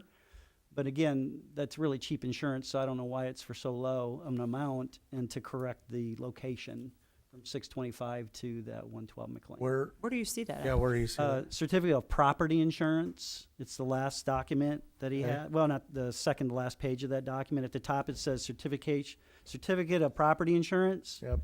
And then down below, you see under A, it says inland marine and special perils, miscellaneous articles coverage, and it goes across to the right. And so the amount of the limit is $2,500. And then if you look up where it says coverages, it has a location of premises, 625 Pulaski. And I'm assuming that should be the shoot location of 112 McLean and not his address of his business. Because his address of his business is properly filled out, but the location Location of of premises premises. is incorrect. 600 block of Pulaski Street is at the Right. corner of Pulaski and McLean. It is literally the same location. Is it the It's same? the Yeah, Farm we've Bureau got the parking 100 lot. block Well- of North McLean and 600 block Okay. of Pulaski. I'm just saying for legality purposes, I think under the policy, it should read the exit. If they're putting it as a shoot location at 112, they should put 112 in this, the same as their other certificate of insurance for the liability. Because if you look at the liability certificate. But the liability just covers them using the city streets, correct? General liability would be injury or some other thing besides property damage. So it would be a Correct. responsibility of negligence. And city attorney can correct me too on that, but the liability is just for actions that they cause that may cause, that they were negligent for. So the other certificate is for property that they may damage. Say they have a car and they accidentally run over some bushes or a city property or something, and that's what that's supposed to cover. Additional property damage, but like I said, that's only a $2,500 limit. And usually in situations like this, you insure the actual location. So I'm just saying to be congruent with the location is just to change that other one, that property damage certificate to 112 McLean instead of the 625 Pulaski for clarification. Because I know that if a claim does happen and it's under that property and they look at and they see two different addresses, then it may just cause a complication. It's just a note that, I mean, it's early Does enough. that cause a complication for us or them? Well, potentially both. If it's our property and it's damaged and they deny it, then it's, then we have to figure out what we're gonna do to repair it, whether it be a building or damage or whatever. We collect property. But what happens if, yeah, they're doing the filming on McLean Street, but in the midst of setting up, they do something to Pulaski Street and I mean, Yeah. what's the difference? I mean, Well, it's I mean, I their think program, so it's they. It's a legality, but the insurance companies need to know exactly what they're insuring. So in my eyes, if I was looking at this as an adjuster and saw 625 McLean or 625 Pulaski, and it happened over on McLean, even though they are the same kind of technically the location, I would question that because they put those in there for a reason. They have exposures, maybe it's close to federal property and the exposure is higher. But if it's at 625 Pulaski, they may look at the exposure as fairly low, so they're willing to insure it. But if an incident happens on McLean, they're like, well, why do we have two different, it could cause problems. And I'm just saying for clarity, it wouldn't be that hard and difficult for him to correct that. But you want to be congruent on both certificates, liability and property. That's the same thing since it's looking at the same property where they're Have filming. we ever collected a property insurance certificate before? Or is it usually the liability? liability. Yeah. And usually those are current. And what's unusual about this one is this is set for a month in September. So- Not always. Well, in this case it is because he doesn't, to me, if I were to look at this is set in the future. He hasn't paid the premium yet. Right. So it's not due until the 15th of September or Right. before. So, I mean, he has the time dates figured. I mean, why, I guess, not to be argumentative, but why do we care what he does with his insurance? Well, I mean, as long as the liability insurance has been provided, which is typical, why are we worried about him and property insurance? because if he's denied on his policy, it will come to us. Whether it be property damage or a liability situation, it would be our responsibility. And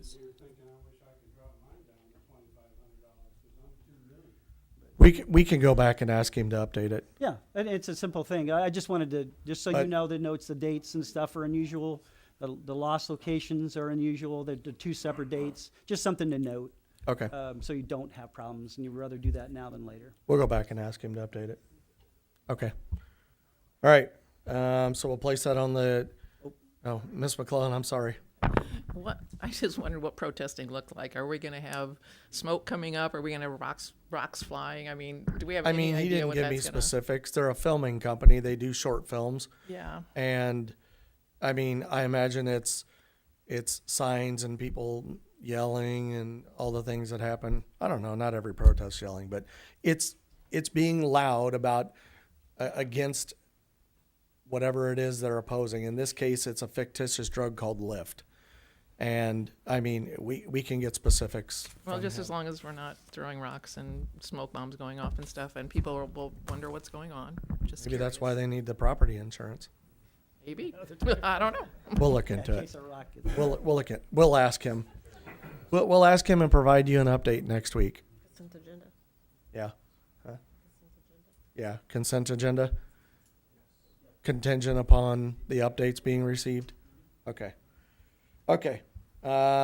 Moving on to item number 12. Reconsideration of stop signs and one-way signs placement on Elm Street in Lincoln, Illinois. Mr. Becky? I'll make this very, very brief. I'm not going to go through all the details of what we did at the last meetings, but I just am not comfortable with the clarification. So kind of for my job as an adjuster, investigator, consultant, I'm called to go to accident scenes on fatalities or car accidents and intersections and all that thing. And so I do an investigation. So I kind of did that same scenario very, very briefly for Elm Street. So I just want us to have some clarity exactly where we want, if stop signs are needed or necessary. We voted on that. But there seems to be a little inconsistency on where. So I just want to clarify so we all know and we're directing Mr. Landers exactly where they should go. So they haven't been put up yet. So I just want to go through. I sent this package to everybody last week, last Wednesday, with all the exhibits. So I'm just going to go through the maps, and if you have it on your computer, fine, but otherwise they're going to be up on the screen.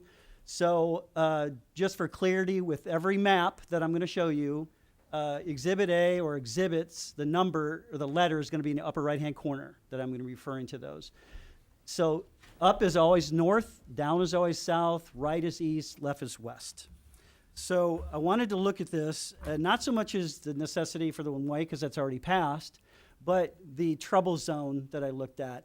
So what I did is I pulled the agenda notes, or the meeting notes that we had on there, and I didn't agree for the stop signs at that time. I was the only one that did not want those, because I wasn't clear, so that was the only reason why I didn't approve that. So I couldn't see that whole intersection. There was a little discrepancy about where roads were and signs are going to go, and so I just want to create some clarity. And we're going to start way out, and then we're going to move into the area that I'm looking as a trouble zone.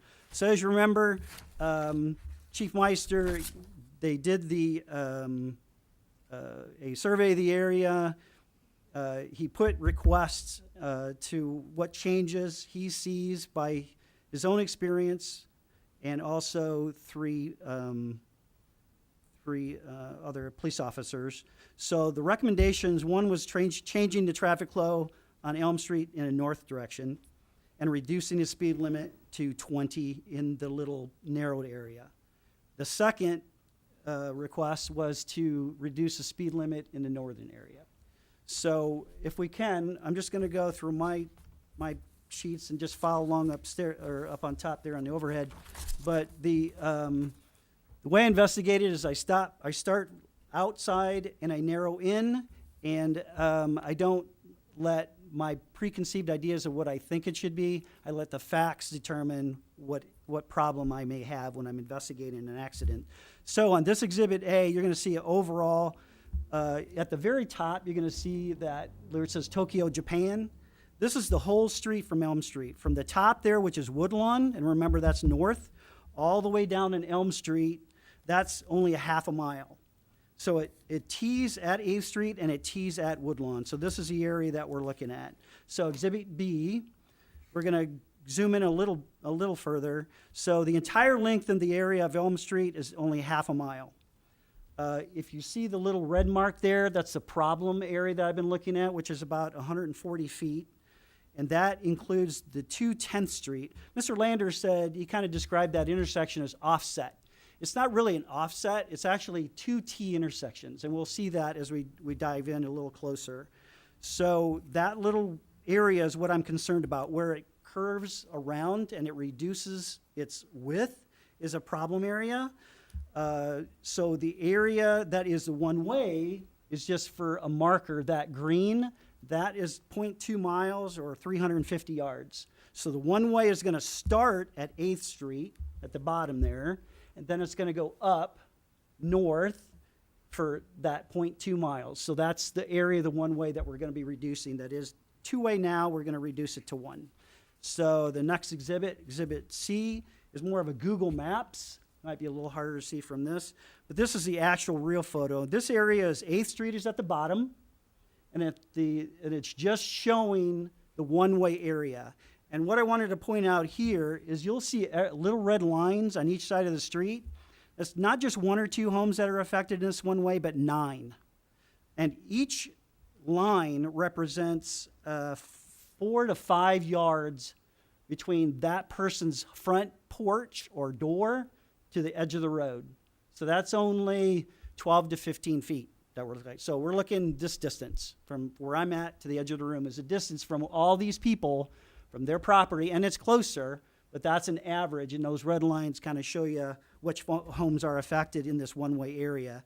The road itself is only 7 yards wide or 21 feet, comparatively to a normal 33-foot yard or 33-foot road, which is the upper part of Elm Street. So this is considerably 1/3 less the width, and this is why we're looking at this one way, is for the safety issue. So the next exhibit on D, this is going to focus in on that little trouble area that I told you about, that 140 feet. So as you notice, 10th Street at the top right in the center, that's 10th Street, that's a T intersection. And then to the left, 10th Street continues. So it's not one intersection, but it's 2. So the reason, they have stop signs already situated on the upper 10th Street and the lower 10th Street. They've been there forever. So this is right at that curve. So the next exhibit on E is going to give you a Google Map view of the actual look of that road. You can see where the white cars are. The bottom white car there on the bottom is 10th. And where that says stop sign with a little marker, that's the other 10th Street. So I tried to get a site, like if you were stopped in the upper 10th Street and you're looking to the other 10th Street, that's about 140 feet. And if you look straight down 10th Street towards Elm, the one way that's supposed to be coming up, that's about 110 feet. So this just kind of gives you a real reality vision of the area that I see as the problem. And this is where we're considering the stop signs. So, okay, the next exhibit is F to give you a more clear view, and that shows the markers of that 120 feet is actually if you're on the roadway from stop sign to stop sign, but if you're actually at the corner to corner, that diagonal one, that's 140 feet. So you have that person on 10th Street, if he looks left, he has about 111 feet of clear, unobstructed view from traffic coming up. But that's private property, so that doesn't mean sometime during the road something else could be built there. So I kind of looked at that as something in consideration when looking at this little problem area.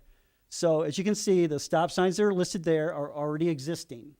That's what you have there. So again, remember, to give you a sense of distance, a subjective distance, the Logan County Courthouse from the sidewalk to the very top is 140 feet, 160 feet, something like that.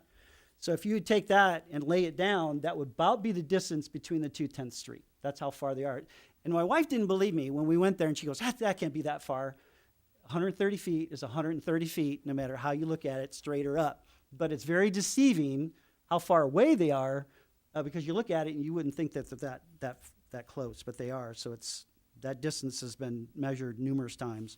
So the next page, Exhibit H, that's going to show you again another real-life view of that little problem area.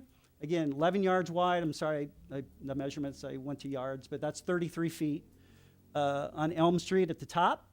And then where it narrows, that's the narrow Elm Street, that's 7 yards or 21 feet.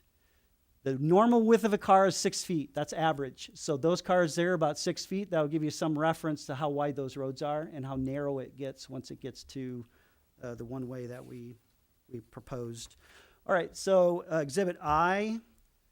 So this is where I'm just not clear, and I just wanted some clarity. If you think we need clarity here from Mr. Landers in placing these stop signs, we approved stop signs. I just didn't know exactly, and I wasn't really clear from Mr. Landers where he was supposed to put those, but we looked at the proposed stop signs in green. So you can see at the first 10th Street there, if you're on Elm Street, remember north is up, Elm Street right is in the middle. Where that green one is posted, that's a proposed stop sign. And then the other one is a possibility of a stop sign where that one way ends. Remember, the red stop signs are already there, and the green are the ones that we're proposing, or suggested proposing. So the next exhibit for J is the other possible proposed site of the stop signs. The one at the top stays there on Elm Street. That really doesn't change. But the other one is another proposal of putting a stop sign right at 10th Street. So the problem with this is stop signs have a function. They stop. But they also have a purpose. So if you don't have you have to have a function and a purpose for traffic control. These two are T intersections. That's why they have a stop sign there. Its function is to stop vehicles. Its purpose is for safety from those vehicles traveling on that one or that two lane going both directions. But if we propose to put stop signs in those two areas, they have a function to stop. My thing is that is going to be a clog of traffic. And it's going to be dangerous for pedestrians that are going in that area as well as drivers. Because remember that one way on Elm is going to stop just south of 10th Street, on the lower 10th Street. That's where that one way will end. They continue on, but then they're going to have to stop at that second 10th Street. Now, we remember, sure, go ahead. Just a quick question. Yeah. Could, why can't that green stop potential on 10th or up there on Elm, right? The top one? Mhm. Force traffic east, and the one way starts there. Well, you don't. And then you wouldn't even have to have the green stop sign at all, too. I'm proposing neither, because you want that traffic to flow. You don't want to stop it there. There's no reason. Its purpose is to keep that the area reason clear. to stop it would be to quit the pinch point there. No, you're already doing that with your one way. You're coming up with the one way at below, and your one way ends right there. So that traffic will continue on north as normal. That traffic is going perfectly fine in those both areas. There's no cinch point. They're still going both directions. But if we stop it where we propose, which is good, but if we infuse two other stop signs, we're actually causing that area to clog up even worse, because we all know they're not going to stop. If they're coming one direction or the other, they're going to blow those, and that's just a danger for an area. I was considering, like, for Halloween and for Christmas, when Dr. Seeloff does his thing. I know that some people on that block have over 600 trick-or-treaters come there. That's just the trick-or-treaters. So if you multiply that by 3 with parents and friends or whatever, you're talking over potentially over 2,000 people in that area, also during Christmas. So the whole idea, the purpose of a stop sign, and again, is to have a reason. But there's no reason to stop them. You want that open and flowing. So if somebody comes down on Elm Street, doesn't have that stop sign, so go to the next one, the final one here. So if you have them come down on Elm Street as normal, leave that. And I'm really just proposing a hold off. I'm not saying nix it now. I'm just saying we always could do that. But I just see this as creating an issue. And again, from my professional opinion on investigating accident claims and intersections, I do see intersections that are clogged up like that, but those are the problem areas. Those are the liability areas. So you already have traffic doing what it's supposed to do, right? So the only change is the traffic coming on Elm Street on the one way is just going to do its thing. It's going to keep going north. You're not impeding it. You're not stopping them, but you're continuing north. But if you come with traffic the opposite direction with no stop signs, they have a choice to abandon going to that one way by turning on 10th, or continue in that other 160 feet. And again, that's a pretty good distance. They're going to be turning right off of that and get back onto their travel.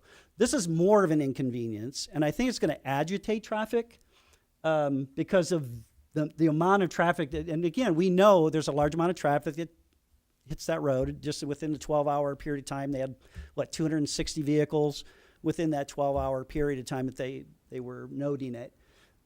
So again, the purpose, or the function and the purpose. So if you have a function of a stop sign stopping them, what is that purpose? You're going to agitate that traffic. The traffic on the north side is going to say, well, okay, who stops, who's on the right of way? And you're going to have turning vehicles there. I just see it as a potential issue because it's not free flowing. It's holding them in that area, that cinch point, for one. But again, you're coming up on the one-way, and that traffic's just gonna do its thing and go by anyway. But then you're forcing them to stop at that second 10th Street, which, why? Why are you stopping that one-way traffic from getting out of that area and clearing that intersection? You're actually stopping them. So if you have high traffic coming in on the one-way and they're backed up to 10th Street and you got traffic on the lower 10th Street waiting there, facing east, wanting to make that left turn to continue to go north, you're stopping them too. I just see it as a problem. That's why I kind of had that inkling of that night we were talking about it and like, what's the purpose? There is no purpose.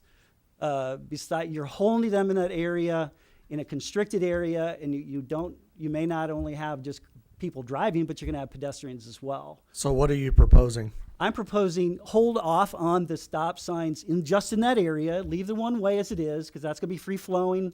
It's shown that, it's a safety issue. The purpose of the one way is to create that flow, give them that extra room so they don't have two-way traffic, and to keep that traffic flowing out of there. But if you're putting those stop signs there, you're impeding them. You're holding it there. Mr. Parrott?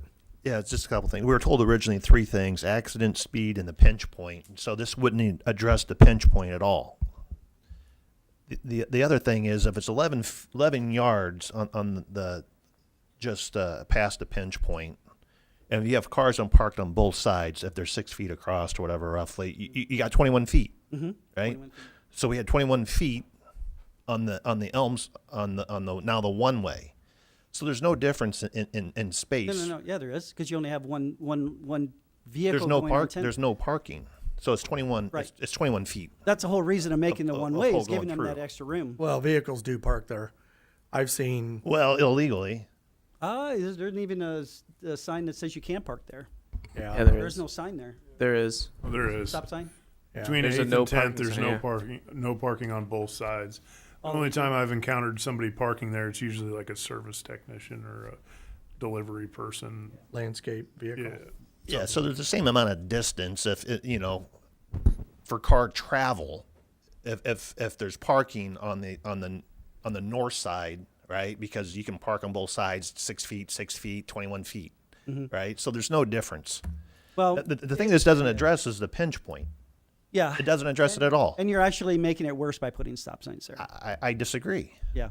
Yeah, because it's Well, because we were told there was accidents. There's only 4 accidents, so there's no accidents within 10 years. Well, let's look at the other And the point. speeding, there was barely any speeding at all. Let's look at the other point of expert witness.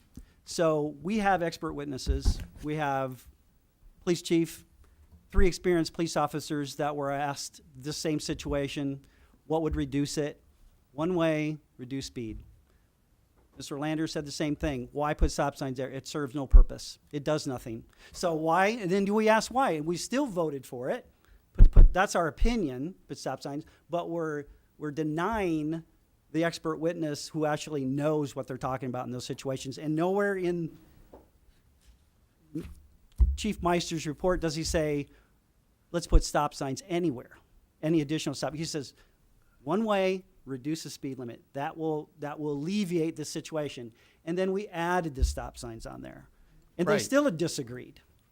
That's fine. Yes, but this is the thing. I'm going to look at their experience. I'm not going to look at my opinion on that. That's why when I looked at it, it's like, okay, he would have said stop signs. And then if he missed it, we brought it up, and he still said no. Yeah, I've driven it 30 years. It doesn't matter. And the only thing, well, that's my professional experience. 30 years That's of not driving professional, through there. that's your opinion. Absolutely is. I'm a driver. It's your opinion. And the only issue had been is the pinch point, which is not being addressed. Yes, it is. No, Yeah, it's not. Because yes. you're still going to have traffic going both directions. Okay, They've looked at that. Mr. Bateman has a question. How are we going to let people know that it's one way if there's no stop sign? I was going to ask Is that it- too. Yeah, they Sign have, that they says have one a way. one-way Read sign. barricades when we close the street. They're just going to keep on going. You put a one-way sign up there, they're just going to blow right past it, and it's going to be two-way traffic on that road. Then they'd be, I think the whole point of the stop sign was they would have an arrow saying one way starts right here. so if they don't obey the one way, we put another sign that they'll obey, right? Well, Mr. Landers. I would think people would read a stop sign versus just blowing through. So what I'm gonna call is the west leg of 10th Street, which is the farthest one south. At that location, you would put 2 one-way signs, the red signs with the circle. I believe they say do not enter on them.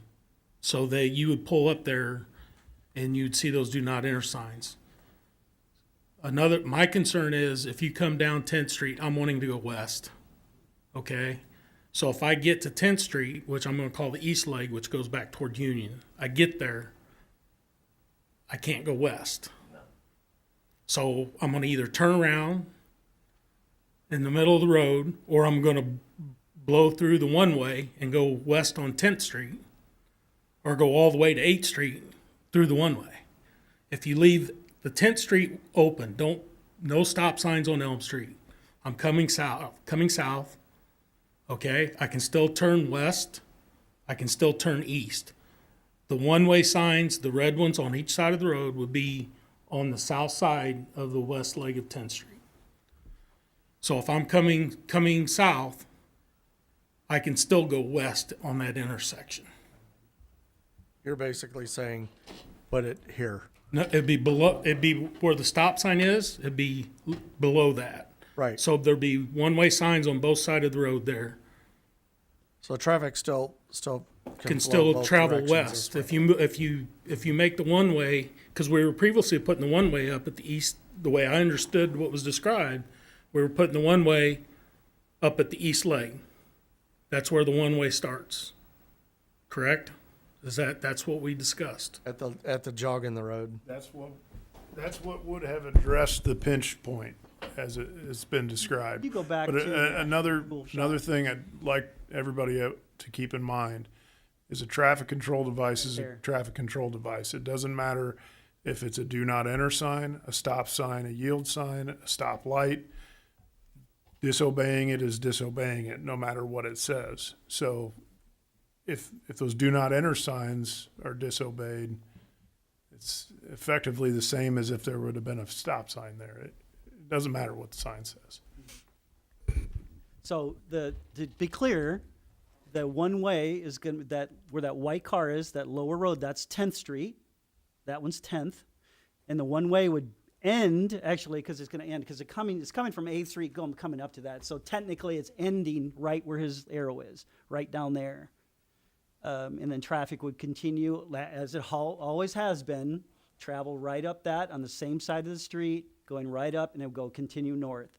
And then again, like Walt was saying, if a vehicle comes down south on Elm, you can see those signs. They're not going to be little. They're going to be one-way, do not enter signs. He can exit on the top 10th Street, or they can go down and exit to the right and go west on 10th Street. Yeah. So as this road currently stands, there's a stop sign here. There's one here. Traffic. There's no obstruction. Right. Mm-hmm. So if you put a stop sign here, well, you start the one way here. Putting a stop sign here serves no purpose because all you're doing is stopping traffic from going this way. All the traffic coming down here is going to have to make a right turn anyways. So you're not actually preventing anything.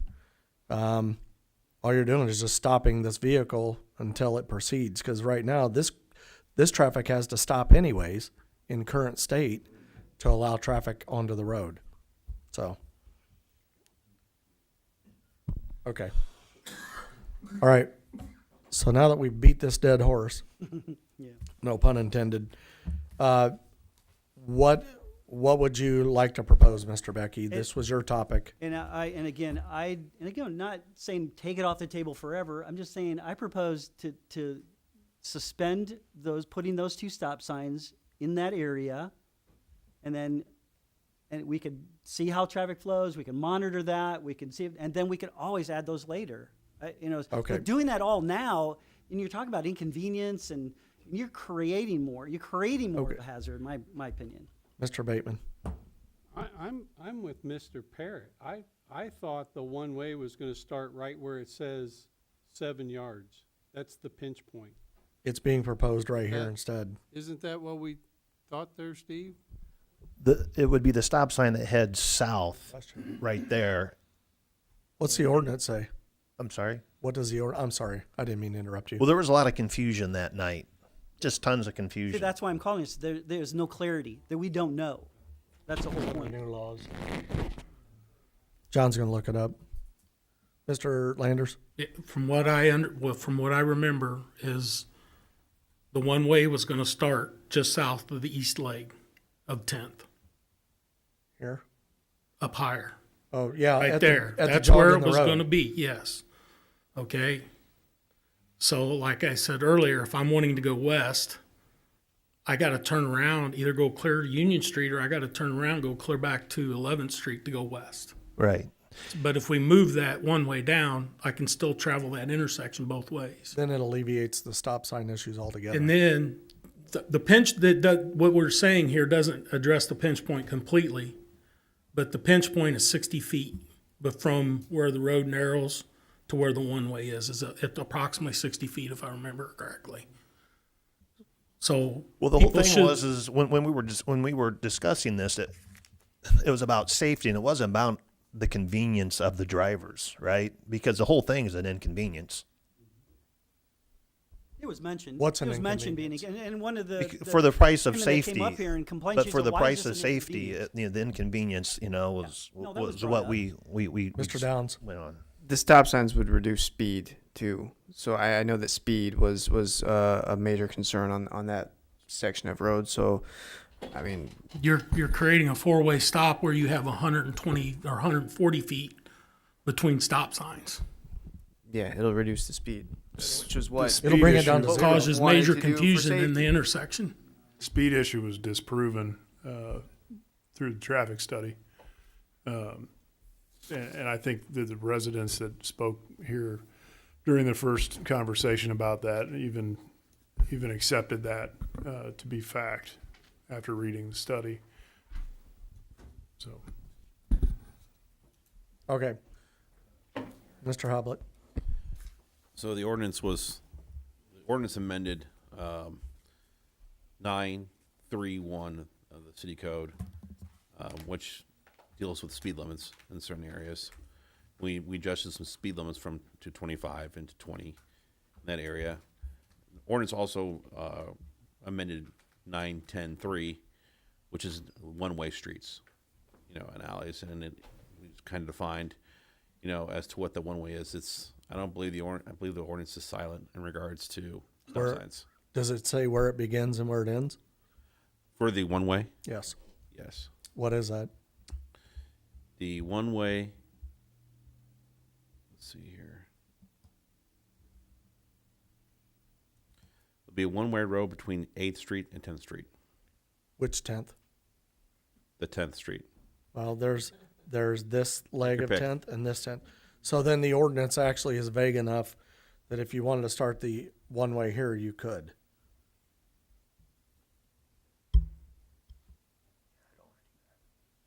I remember you guys when in the ordinance itself, you came in and the ordinance read between 8th Street and 10th Street. And that's the way I left it. And you came in and you voted to amend it to 10th Street, between 8th Street and 10th Street. So there was no change to be made. You made an amendment, but there was no. Well, there was no one-way at all there before. Yeah. So, okay. So to wrap this up, I guess, Mr. Becky, are you asking for the council to consider through a vote next week to postpone implementation of stop signs on this street? Yes. What are you is that? Yes, to clarify that the one-way ends, not begins. It starts on 8th Street, and it goes north. It ends at the lower 10th Street area, right at the below, down farther. Well, do these streets have a designation like 10th and like East 10th? Or No, it's just 10th Street. There's no east leg, west leg. John can figure out how to clarify that. Mr. Hoblet? So are you just asking Mr. Becky to put a stay on the stop signs themselves? Clarify Yes. that the one-way ends at the south 10th Street and delay the installation of his two stop signs. at that area. Okay, because I just wanted to ask because the ordinance was effective upon passage since it was silent on the stop signs. And if you just wanted clarification, it doesn't require a change to the ordinance. Oh, wait, is there nothing in there regarding stop signs? No, and there's nothing in the code, I believe, in regards to placement of stop signs. I believe it's at the discretion of our experts, Mr. Landers and whatnot. So then there's your answer. Yes.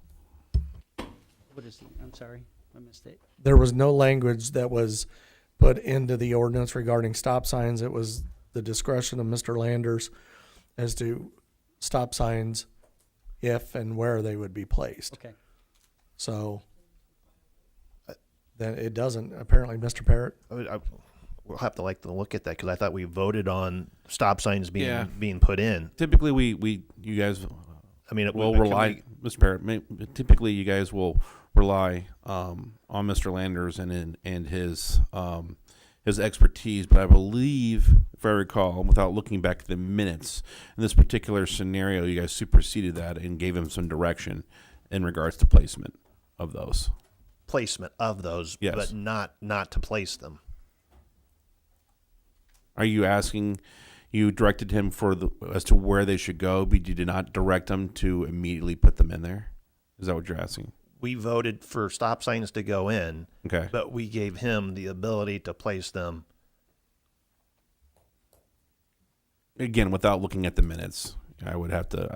I'm sure that's what the minutes were. Yeah, I would have to defer to Miss Bateman. And my thing is if we whatever we're gonna do it. We don't want to make one change and have to go and make another change and get people used to one way and then getting another way, later down the road. We don't want to do that to them. This is already going to be confusing enough to them for a while, and it's just. I think it's cleaner just to, Mr. Landers. Yes, if you look at the minutes that was provided in Mr. Becky's notes, it actually mentions a three-way stop. Which is, if you add two stop signs, it's gonna be a four-way stop. That's what it says. in the- That was part of, Right. And my thought was like yours, the one way would stop at the East 10th Street. I mean, one that heads east, and there'd be one other additional stop sign there right there on Elm heading. Yeah, the way I south. understood it, there would be stop signs for northbound and southbound on Elm Street. That's the way I understood it that night. okay, so there was a lot of them. Go back and read the meeting minutes when you're bored and you need something to do. But I would recommend voting next week to postpone any stop sign language because that's the only way to clarify it. The one way is already addressed in here, right? There's no question about the one way. And the ordinance is vague enough that it could start at the lower end. Well, Could you repeat that again? I think we've moved past the pinch point, Steve. Well, Could you repeat that? You said you want us to vote. it sounds like, not me, Mr. Becky is recommending that the council take a vote to postpone the placement of any stop signs other than what's currently there on Elm Street. The one-way has already been addressed, although I think Steve has some concerns about the one-way. Me too. But the one way, it's kind of a moot point because you're just deciding higher or lower. That's the only thing we have to instruct Mr. Landers on. So I'm saying lower because, like he said, gives you an option. That guy coming on Upper 10th going west, if you put that one way up there, he either has to go up north and then turn around, or he has to turn around the intersection. So that doesn't make any sense. So my point was lowering it, telling him to make sure the one-way ends at the southern part of 10th Street, stops right there, right where that, it says begin one way, but I made an error there. It's the one-way stops there. And then it's two-way is normal up on the north part of Elm Street. Steve, I think the one-way, regardless of where everybody stood on the topic, whether they were in favor or against it, the one-way, I think was proposed at the pinch point because it seemed like a logical place to start. If you come down here, I think what Mr. Landers is saying is it allows the flow of people going down 10th Street trying to get over in this section. It allows them to continue to travel on in that direction south. Yeah, because if you put the one-way up here, they gotta go all the way around or go all the way back here. So if you start the one-way here, it still addresses the safety concerns that were raised in this section, but allows traffic to flow. So, Mr. Downs. So I'm not comfortable with the starting a one-way with no stop sign ahead of it. Do we have that anywhere in the city? Is there any precedent to this? Down on State Street. You turn off of Street. you turn off of Fifth Street down by the police station. You turn off of Fifth Street and you go onto State Street. It's a one-way. If you're coming from Monarch Youth Facility or LDC and you come to that intersection, you cannot drive straight to Fifth Street. You have to go left or right. There's a stop sign there. Stop sign at Fourth to It's a tell you three-way. to stop that it starts one way. Not turning off Fifth Street. Fifth Street's unobstructed. Coming the other way. There's a stop sign at Fourth, and there's a big sign right there that says one way, do not enter. Right, but Here, we're gonna start a one way with no stop sign and no, you start a one-way there's off no of stop sign on Elm Street. I know, I live there. There's no stop sign on Elm Street at the westbound 10th to tell you to stop. You can't go any further. It There's starts stop one- signs right here. Yeah, those There's are one Respectfully, here, that was my and there's one point here. in identifying that there's no on difference 10th, in not on the Elm. traffic control devices. Right. So imagine that. I think this is what we're trying to say. If you're driving down Elm Street, pretend this is Fifth Street. Okay. You're coming down, and let's say this is State Street. You drive down Fifth. You don't have a stop sign in the middle of Fifth Street. You just wait for traffic and you turn left and go down the one way. You don't have a stop sign on Fifth Street to tell you you can and cannot. You're turning onto a one-way. If you're coming down Elm from Tokyo, you're just gonna keep on going straight because there's no stop sign to tell you that from this point forward, it's one way. Yeah, there'll be there'll Big be one-way signs sign. right there, two big ones that say. I imagine those are in the rules of the road book. I mean, you don't need a stop sign to stop them before coming through a one-way. You know. Okay. Anyways, I have to say this is probably the most polarized topic. This one beats chickens. So, by far, hands down. So let's add an agenda item to next week's agenda. Mr. Becky is requesting that, and it will be to postpone stop signs, and we can have a discussion, and either someone makes a motion and someone seconds it, then we can vote or not.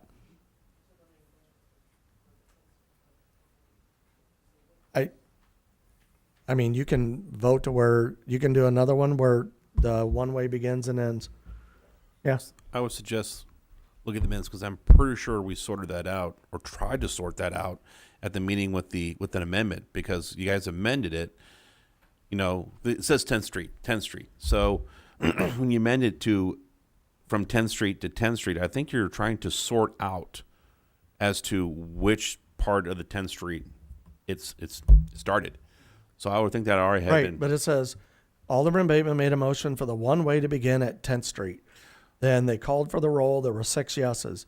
Which 10th Street? What was the discussion before? What was the discussion before the amendment?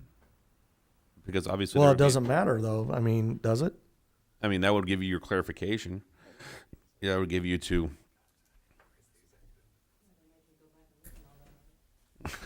I'm not going to make you go back and listen to anything.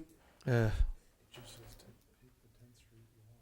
I mean, at the end of the day, the discussion, I suppose, may be relevant, but it's the vote that was taken, and the vote stands, right? And but there is no. But just keep in mind, there is no lower 10th Street. There is no upper 10th Street. There's just 10th Street, and it begins and ends in a different spot. In other words, it is vague enough that if you start the one way at the lower, you're still adhering to the ordinance.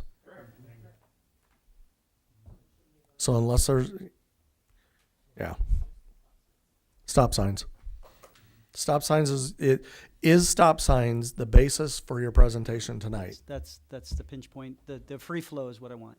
Okay, so we'll add an agenda item for next week for the postponing of implementation of stop signs. Okay. Now we're at announcements. The only one I got is the Lincoln letters got moved. They look great. As with everything, it draws some scrutiny. But at the end of the day, I believe that it's overwhelmingly positive. Give it time. Okay, I do. Mr. Becky. I just had one other item. I did get a couple calls on American Water. They're sending out emails to everybody that they're flushing out the water systems in Lincoln.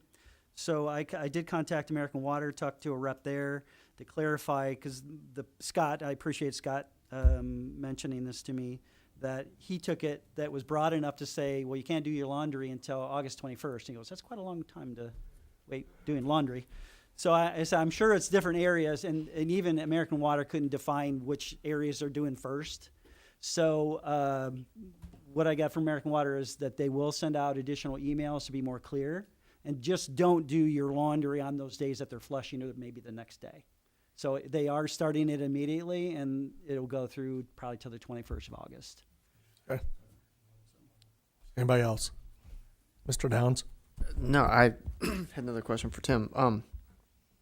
You said they're going to reach out again to specific Emails. Okay. Yeah, they're going to send out, because they sent a general one out saying, hey, we're going to be doing this, but they didn't really say exactly when. They yeah, said like it would which last. area. Yeah, when. they said it would last till August 21st. Yeah, I think if you sign up, because I signed up for them, Okay. but most people are getting emails. But if you're part of their program where you can get text, I get that too. Thank you. But I noticed it wasn't on the LinkedIn thing. Is that something we normally don't? What? The water flushing thing with American Water. I mean, it's an announcement from them to their consumers, but we, from time to time, will share things. We've done that with GFL too when they've changed dates. Okay. But Mr. Anderson? Did you have a question or an announcement? You look like you wanted to say something. I did. What will that be, sir? Did you say you're making a motion to adjourn? I'm going to make a motion to adjourn. Is there a second? Alderman Anderson made the motion to adjourn. Alderman Clemens second. All in favor say aye. Aye. All opposed, same sign. This meeting is adjourned at 8:11 p.m. Hang on, it's not, get this guy's to sign this.